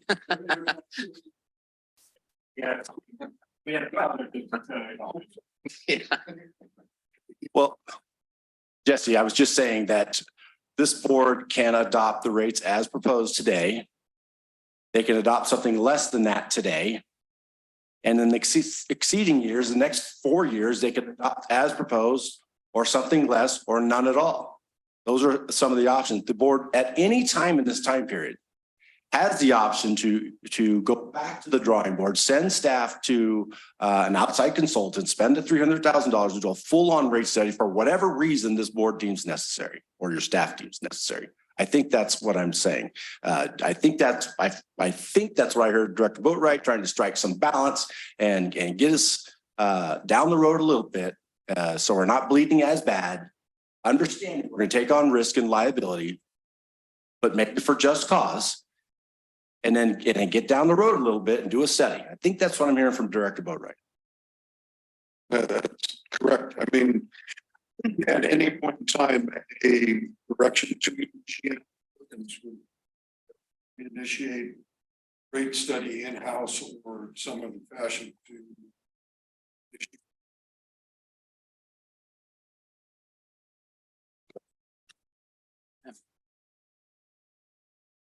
All right, so where are we? You have a motion on the table. Yeah. Is there a second for Director Boatwright's motion?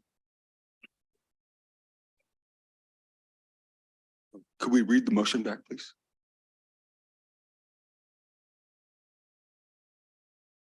Motion on the, is the 1/2 of the water first year. Your proposed.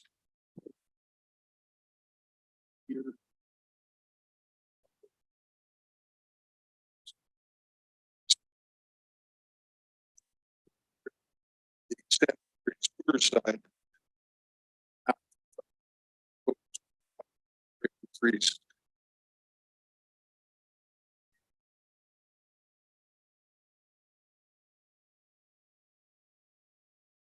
So could I make a comment? Sure, go ahead. It would be helpful before making that decision to have at least a ballpark of the economic impact of that, how much more money will we lose by kicking the can down the road? Maybe Steve, Mr. Sheffield? No. The first year on water, I believe about $4.5 million. So that would be about $2.5 million loss the very first year. In subsequent years, it gets compounded. One, I don't understand, Director Boatwright used the terms potable. So are you proposing to not approve the increase for raw and separate them out? If so, I think we need to have Jesse chime in on that. If you can pick and choose who gets a rate increase and who doesn't. And as far as sewer, I don't have the number off the top of my head, but I'm guessing that would be at least another million or whatever on that. So the cost of delay is several $1 million. Yes. So, and the not so much the delay as the reduced rates. Right. Any delay would be further on top of that. Which means that, and I'm a ratepayer as well, which means I, as a ratepayer, am gonna pay more money because of the delay than I would have if we had bit the bullet, so to speak. Well, that's all related to if future board members are susceptible or amenable to raising rates. Some board members don't raise rates. You look at the history, raise rates, some raise at a lesser amount. That's all dependent upon that. You know, many of these things, if you kick the can down the road, it'll cost more in the long run. But that's, you know, that's a hard sell when today you don't have the money to pay for the additional fees. So. Thank you. I haven't heard a second. Oh, excuse me. You say something, Don? Well, Director Boatwright, did you want to clarify whether or not you were including the raw water and the treated water as the same or separate?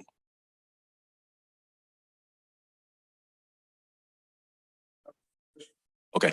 Is the treated water.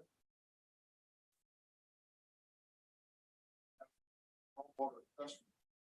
In our motion today was the raw water customers spelled out at a different level? Yes. Is that- What's been advertised and provided all along, your resolution includes our rates per our water rules and regulations. Exhibit B, that's what's being in there. You see the revised version plus that. In Exhibit B, there are two rates. One's for treated and one's for raw. So the first section is treated customers. The next section is the raw customers, which is divided between those unmetered and metered. All of those rate tables are part of this resolution. The new rates are in there. It was proportionate across the board. The same percentages were applied to all of those. That's why I say if you are adopting this resolution, changing the rates, and you're specifically trying to call out the raw water customers, I think Jesse needs to tell us if we can do that with what we have today. But you have today, the same rate goes to both treated and raw, the same percentage increase. Raw water customer right now is paying $35. So on top of their 28%, it's to get 5,000 cubic feet of raw water included. Yeah, it's a question, Jesse, because the raw water customers are on. Jesse just said you cannot separate it in this motion. So if your motion is to reduce the rates, as we've done right now, it would apply equally to both treated and raw. If you want to separate raw, then that would have to restart the 218 process, and you could not adopt a lesser amount today. If we reference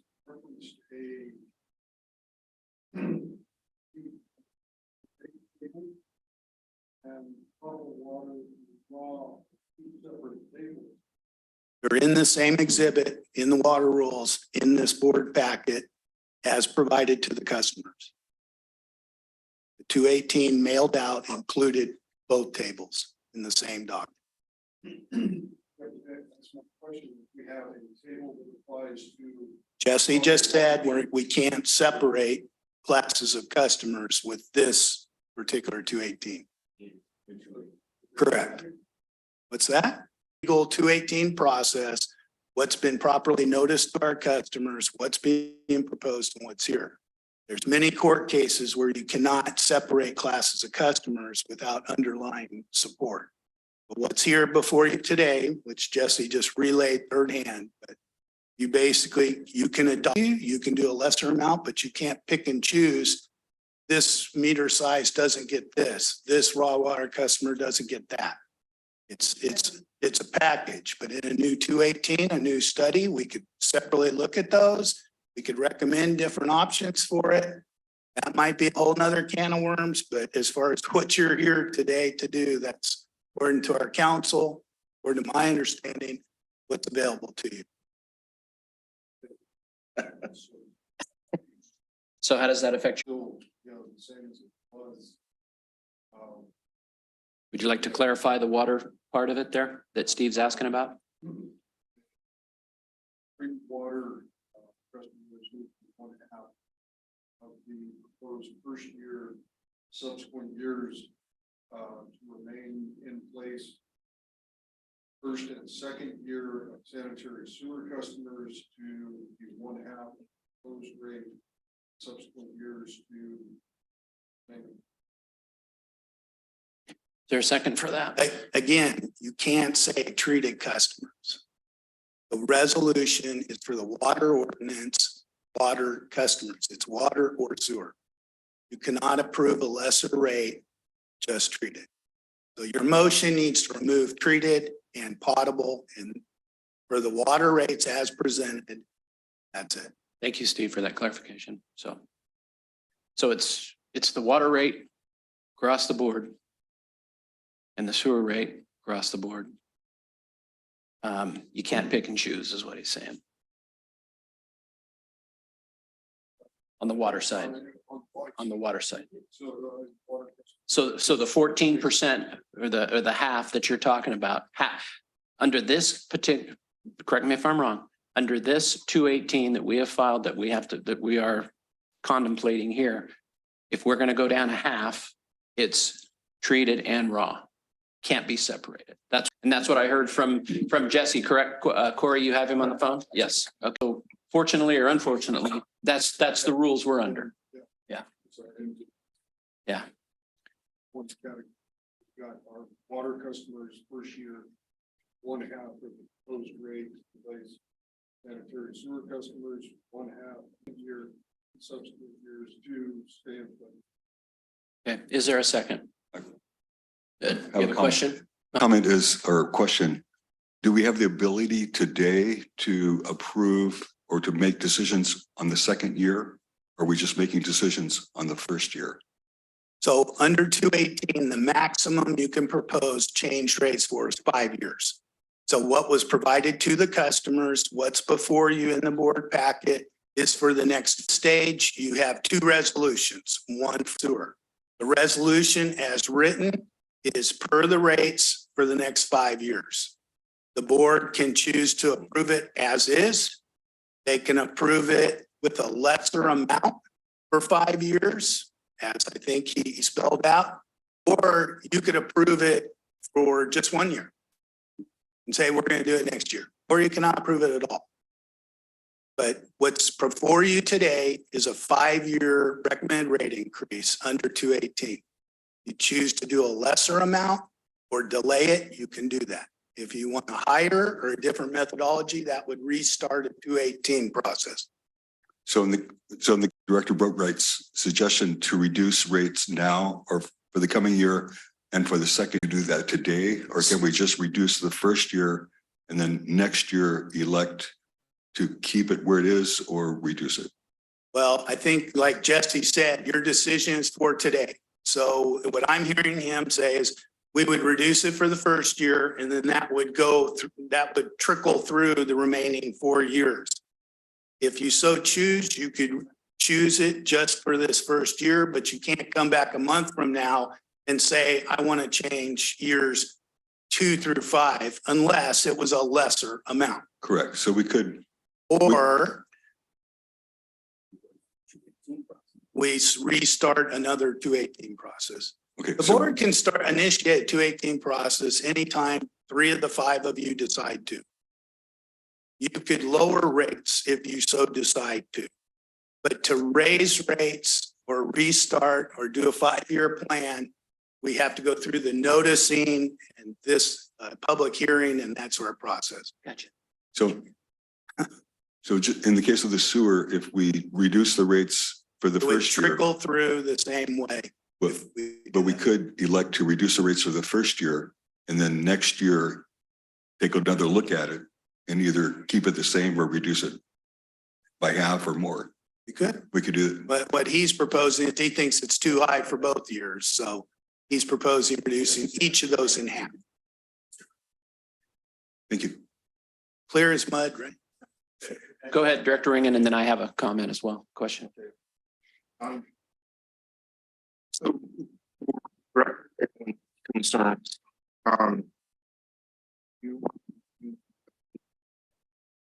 Steve Jeffy will come back with what the various reductions in that first year, how it would affect our operation. Is that correct? Okay. Steve, I got one more question, and it regards to the subsequent years. Earlier, Director Boatwright brought it up, and that was a good question that he had regarding percent versus dollars. So let's assume for sake of argument, we approve half of the first year's increase. What happens on the second year? Which prevails? Is it the dollars that is proposed on the scale, or is it the percentage that's proposed? Well, in water, he said just half the first year. Right. So that to me would trickle through each year because your schedule right now would include the $18 the first year. Then it's going to do an additional 2% the second year. So it's going to be picking up that 18 plus the 2%. Well, instead, if 18's 10, we're going to have to change the second year to 10 plus 2%. Okay. So that would go throughout. As far as sewer, half and half both years, you'd have to do the same calculation. Otherwise, we'd be kind of as much as I'd like to, sneaking it in on our customers that, hey, we reduced it this first year, but we're going to play catch up next year. That's the only way I would see this envisioning. So. Okay, that answered my question then. So it's still whatever we may or may not decide to do as far as a reduced rate from the 28, it's the percentage that will survive the next 5 years. It's not the dollar amounts that are printed on the rate schedule. Yeah, let's put him on speaker.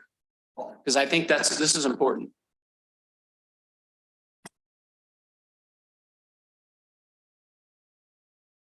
Go ahead, Jesse.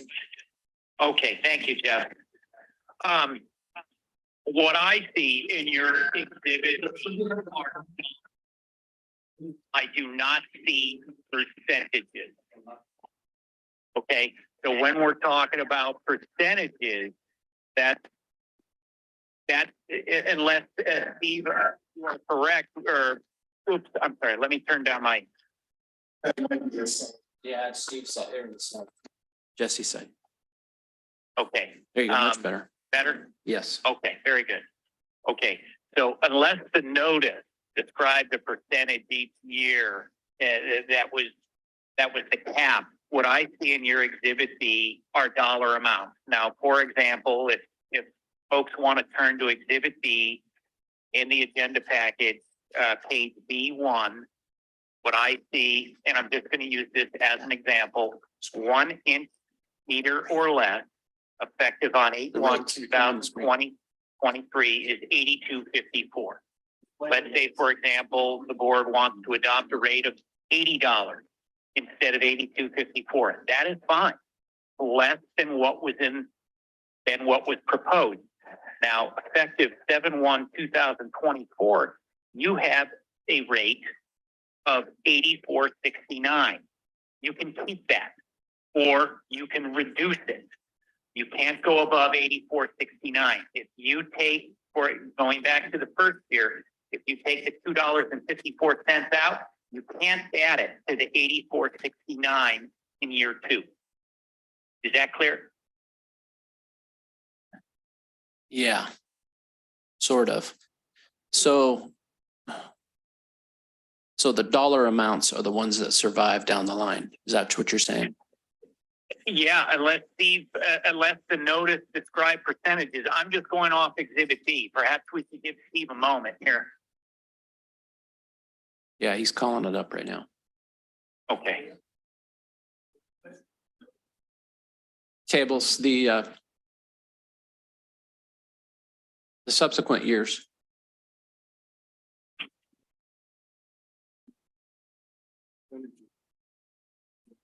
That's right. That's why I asked the question.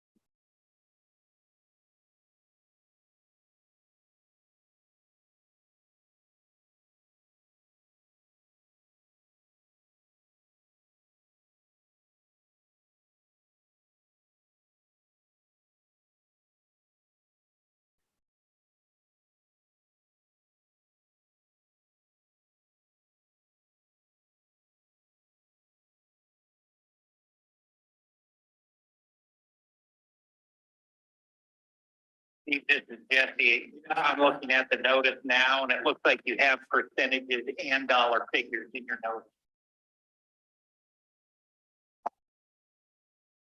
That's you, Jesse. I love that technology. It's somebody in this room. Okay, Jesse, I have out the notice that actually went to the customers. And as you talked about, page 1 spells out the proposal. And that spells out the proposed rates and charges by percentage for each fiscal year. Page 2 spells out the percentages for sewer at the top there.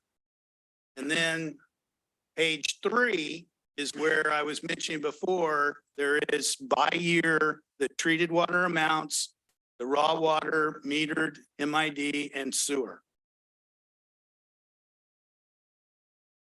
So we have both in this proposed notice.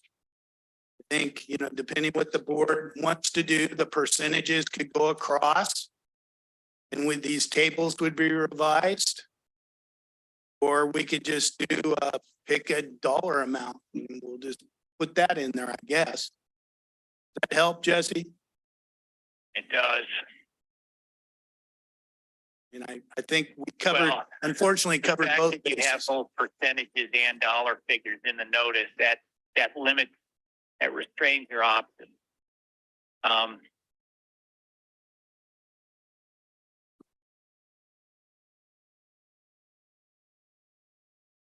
safest course of action would be to apply, if you're going to cut, say, for example, as shown on Steve's screen here, 28% in fiscal year 2024. If you want to cut that to 25%, in 2025, you could still implement the 2.6%, but that would be based on the 25% increase. Yeah. That would be the safest course of action. To have to go across the years like that. I apologize for interrupting, but I was just looking at Exhibit B where only the dollar amount for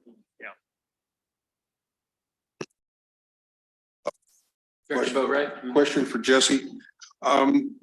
Now, which is going to come first, percentages or the dollars as to what will follow? Because if the rate increase is imposed by a percentage, then the dollar amount based on current rates and subsequent years are just going to follow.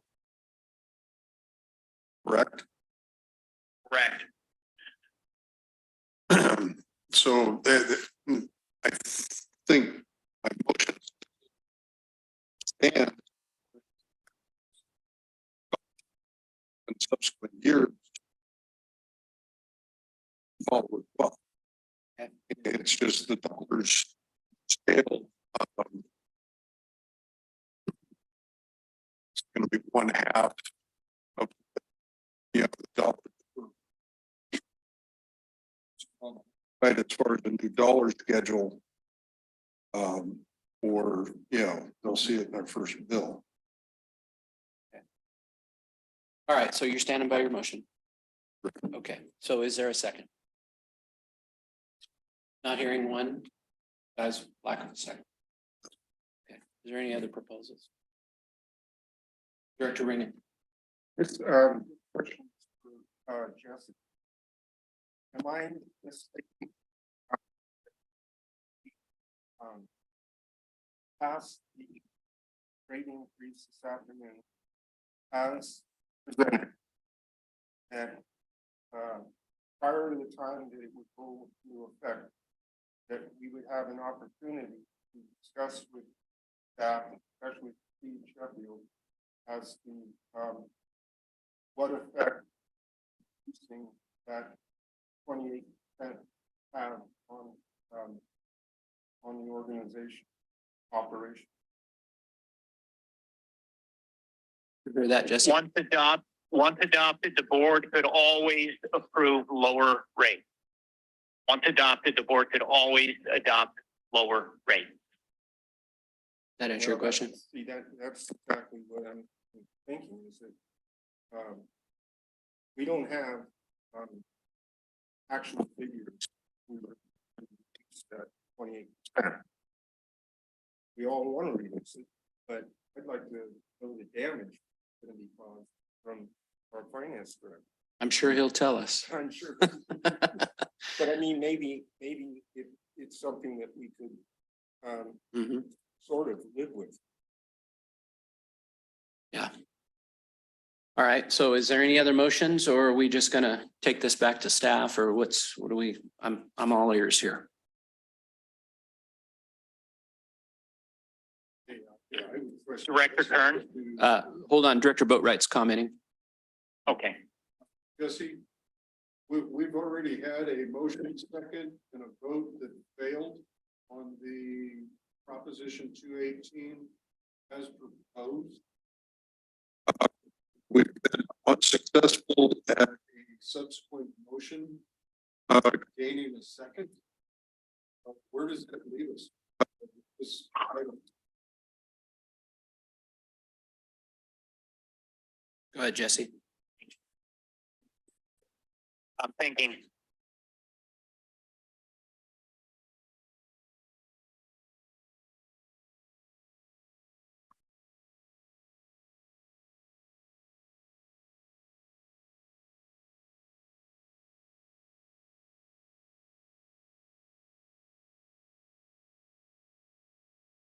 Mayor Payfler's shuffling. He's looking it up.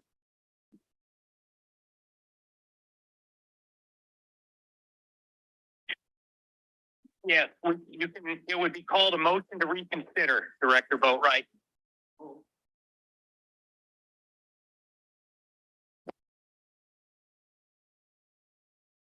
Any more, Director Boatright? Go ahead, Director Rangan. Okay, well, and I will make that motion to reconsider. Earlier,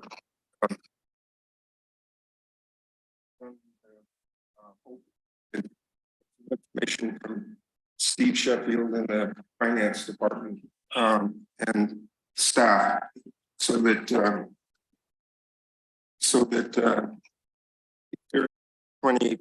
and it won't on the organization of the ditch. Go ahead and do that at that time. Yeah, I'd be interested in that as well. I don't know if anybody else, any other directors would be. President Kern? Yeah, go ahead. The way we would do this is, Director Rangan, if he would like to make a motion to reconsider, to consider the original motion, he has to make the motion to reconsider first. And then if the motion to reconsider passes, then you can bring back the original motion that did not pass. You follow, it needs to be two actions. So but what I heard Director Rangan say, and correct me if I'm wrong, Ron, is that you were interested in coming forth with a motion for a lesser than the 28%. Is that correct? No, It isn't correct. no, I wanted a reconsideration of the original motion that I made. And then if that passed, then we would consult with Steve Sheffield and the finance department and staff as to what the damage might be if we reduce the 28%. And if it's possible, then go ahead and reduce it to whatever point is not going to run the TUD organization into the ditch. Okay. President Kearns? Go ahead. President Kearns, thank you. One more piece of information. I misspoke earlier.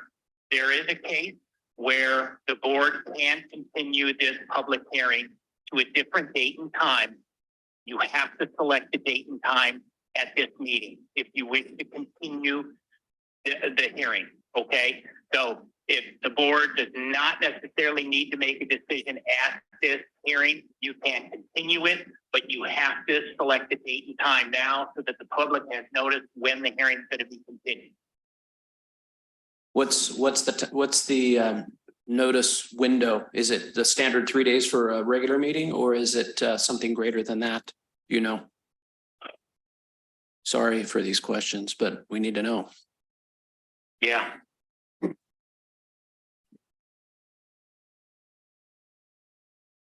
President Kearns also. Provided that the governing body announces the time and location at the hearing. You need to select the date and time at this hearing to continue it. Okay. All right. So, okay, gotcha. That satisfies the requirement. Yeah. Okay, Director Boatright. President Kearns, would said meeting reconvene in board discussion or open to public comment again? Good question. Did you hear that, Jesse? Yes. Public hearing closed. What you are continuing is the board discussion process. Okay. All right. Okay.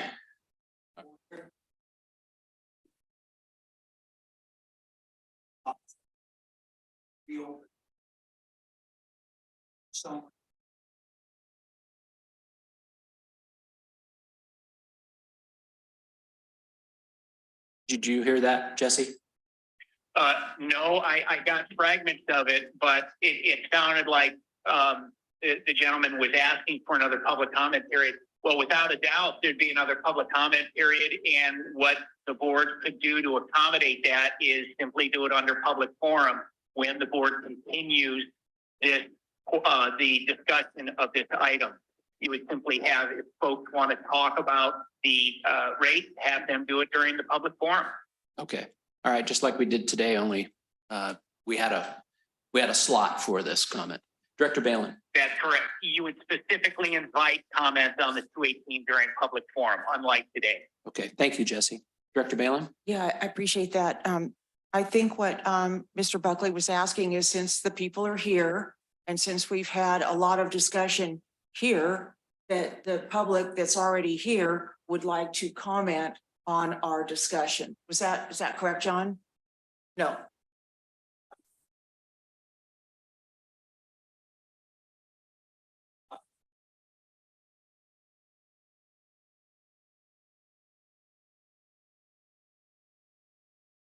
Yeah, that's how I understood you. Thank you, John.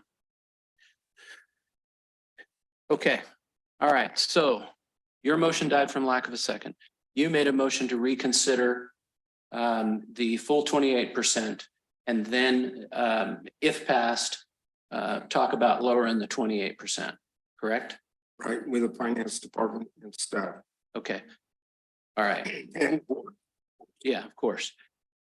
Director Boatright, you had a question? hey, I just want to make sure that I understood Jesse. I think Jesse said that reconsideration. Reconsideration is a vote to vote on the full. Correct. So you actually have to vote. Correct, Director Boatright. The motion to reconsider, Director Ringen would make a motion to reconsider the original motion, and that would be his motion. And then if somebody else seconds it, then we could have a vote to reconsider the original motion. If the motion to reconsider passes, then Director Ringen can make a second motion and say, I move to adopt the proposed the rate increase as proposed, and see if that obtains a second. Bring back the very first motion of this meeting. Confused. I've got it. Yeah, you've got to reconsider. You've got to put a motion out to reconsider your motion that was voted down. And if that succeeds, then you make another motion to adopt the rate plan, which I'm not sure that'll pass, but that's what Jesse is describing here. Correct. Change the motion slightly to include a meeting with staff to determine what Director Boatright's suggestion perhaps would mean to the district. In other words, would you be willing to amend your motion to include staff discussion about what the lower rates would cost? Absolutely. I mean, that's what I'm talking about here, is trying to get to that point. So we make a decision and we have an opportunity to possibly lower that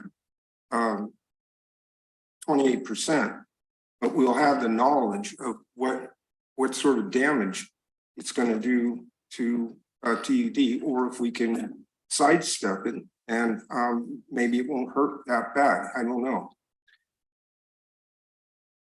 I hear what you're saying. I would be hesitant to support that.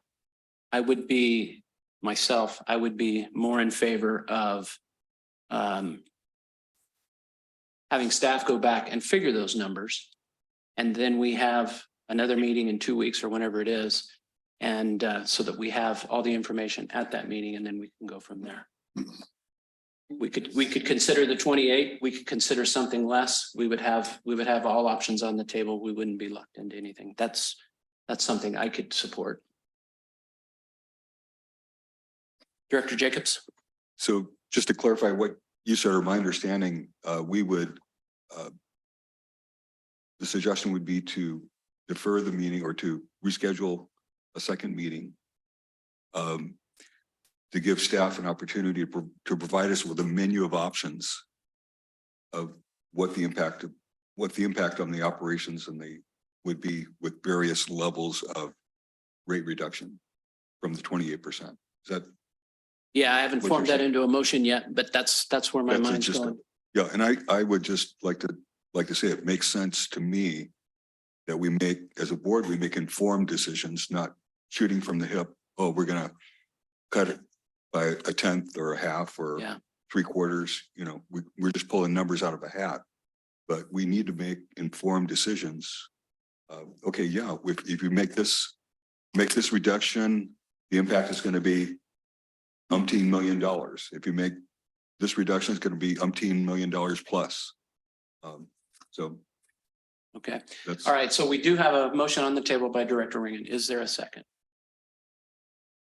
Okay, seeing none, it dies for lack of second. All right, I'm going to go ahead, Barbara. You had a comment? Not, never mind. You go. Yes. Okay, I'm going to make a motion that we postpone this hearing to a date 2 weeks from today, the 28th, if that works for staff's calendar. And I'm open to the changing of that date. I'm just picking it because it's 2 weeks out, right after our next regular meeting. And at that meeting, we consider staff will come forward with points of reduction of the 28% and what that entails. And then we can consider that at that time. We also have to state a time. Be 9 a.m. just like we always do. Yeah. And Yeah. And Jesse, are you available that day? I am. Okay. The 28th at 9 a.m. I am okay. Okay. I am looking at June, right? June. Yeah, that's right. Wednesday. Correct. Okay. Director Jacobs. Yes, I would support that, but I would want to ask Mr. Sheffield if he thinks that's adequate time to respond.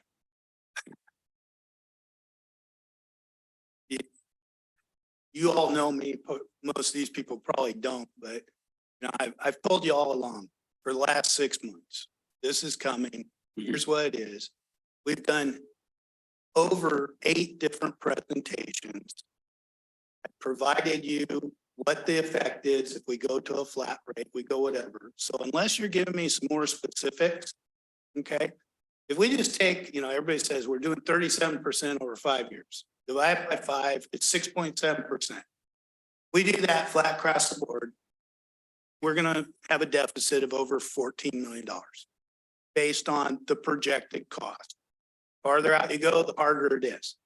So I'm unclear what can I bring you back in 2 weeks that I haven't brought you over before. I've heard talk about separating out classes. I've heard talks about hiring outside consultant. I've heard these other talks. And again, what I'm going to provide you 2 weeks from now is, you know, within $1 million or so, the same number I provided you last month, the month before, and the month before that. So, you know, what's affordable? What's the comfort point? We're all saying 28% is enough. $18 is too much. Okay. So if we're going to proceed, you know, we're going to be short. So if we do 10%, we're not quite short that much. What does that mean? For us, we take it out of CIP. That's all we can do. We don't have the ability to cut electricity, to cut fuel, to cut supplies, to cut insurance. Those costs have all gone up. Labor, every one of our guys is out there every day. They're integral and needed to our family. We have a lot of, you know, but so do I have time to do it? I could probably do it in half an hour based on, I've been working on this rate study for almost a year now. Provide you the detail unless you give me more specifics. You know, I just don't You don't know what else to provide you and provide these. We've all been here a long time today. I realize it's a tough decision, but I'm just not quite clear what I can bring back to you in 2 weeks, other than a more definite, instead of 14 million, it'll be $13,627,416. I don't like pennies, but. Okay, well, for the sake of this motion, I'd like to see, you're at 28 now. I'd like to see 21% and 14%. I'd like to see those two figures. Director Boatright. We talk about shortfalls and deficits, and it gets really, muddled together. In my mind, and kind of proposal is 18 process went through. If it went through, we'd be able to do all of our CIP here. Under my motion to basically reduce, it would be that we could do the same amount of CIP, but it would take us 10 years, and then we would incur the final 5 years of that 10, the cost increases down the road. So I agree to, is Steve going to get clear? This is what I want. I want to look at it. Looking at acting staff. Well, and that's what I heard staff wanted, was that they wanted some hard numbers. So 21%, 14%. Let's see what those add up to. That's what Director Jacobs asked for. I think in my mind, those are reasonable reductions that we can look at and make a decision on. To my opinion, I don't know if anybody agrees or not, or wants to second that, but that's where I'm at. Director Jacobs. So just to, so the Prop 218 process is locked in the percentages of the 18 and the subsequent amount. So the analysis wouldn't, like doing a flat increase over 5 years is not on the table, correct? Correct. So we we're just can lower the rates, but we can't increase. right. So if we look at, so the analysis is different because now we're looking at, okay, we've got the rate amounts locked in. So what we're looking at would be the incremental decreases. We can't increase, but we can incrementally decrease. And maybe it can be done on a chart where, 28% to 27% to 26%, a graph with a rough idea, enough for us to make an informed decision. If we reduce it by half, it's going to cost us, 20 million. If we reduce it by a third, it's going to cost us 15 million. I don't know what you understand what I'm getting at. Yeah. So I'm saying a fixed 14% or 21%. I would be in favor of providing a chart or a graph. Almost nothing. Look at and what we need. Right. Or it goes the middle one. Here, options are don't do anything. These people would all love that, and that'd be great. But so again, what do I just do it to infinity? A 1% increase, 2%, whatever. That chart there is going to be dependent on what the board wants. Same thing with sewer. If I'm dropping the first 2 years by half, I can show you that. But at this point, unless the board says, I want X number of dollars going to CIP, we can do that. Otherwise, it's just going to be a calculation here of these arbitrary amounts saying this one, like I showed you, if we do nothing, it's going to cost us, what I say, $38 million. If we do this one, it's going to do that. The numbers will change because we're locked in at this 218, but it's still, we're looking at $500,000 a month, basically. So, thank you. Okay. All right, Director, I keep calling you Director, sorry. General Manager, were you going to say something? I'm not one for wanting to elongate these meetings, but as your general manager, I feel very compelled to just speak up once in a while. You know, all of this is going to result in just some number, right? And like Steve said, he can do this in about a half hour. Okay. The bottom line is if Director Boatwright's suggestion, I'm going to simplify it because it's just simple, it's easier, right? We're going to lose $500,000. Currently, we're losing $500,000 a month. His proposal roughly cuts that loss in half. Steve, what is the math? What will that cost us over 5 years? That will be the deficit over 5 years.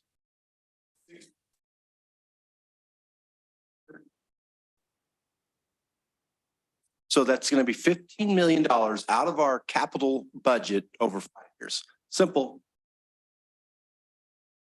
Now, sorry to make it so now you have an informed decision, right?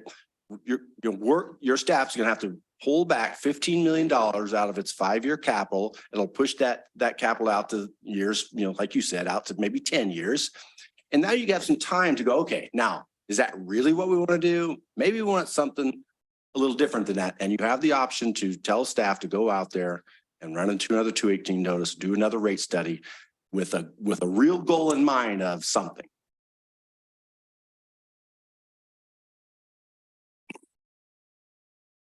Okay, so no second for my proposal. That's Your what's on the motion floor. was to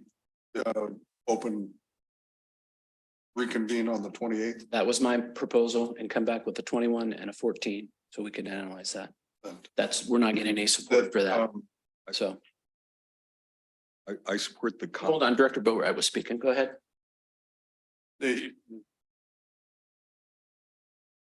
I agree with coming back at a later date as far as the 28th. And that works fine. So I believe I am seconding your motion. And the numbers just,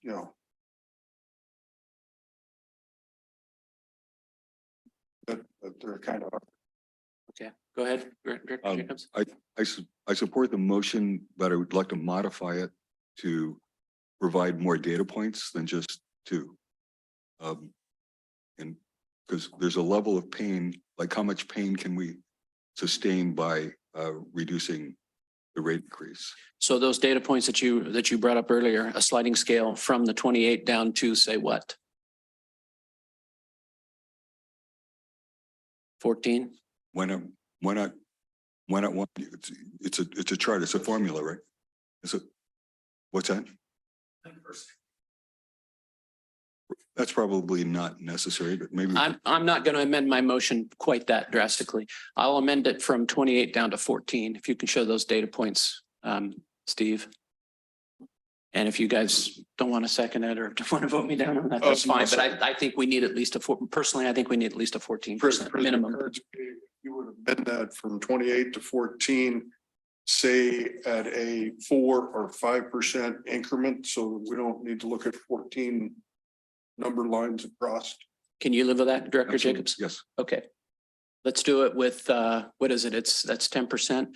How about 2.5% increases? And is that fine? What you tell me what's easy for you, Steve? What would you like to say? I'm willing and able to provide whatever the board would like, but put it into context, we're dealing with $18.04. Yeah, I know. So if you cut that in half, 50%, It's $9. $9.02. Mm-hmm. If you keep cutting it down, pretty soon you're gonna have pennies difference between, we go with an increase to 5%.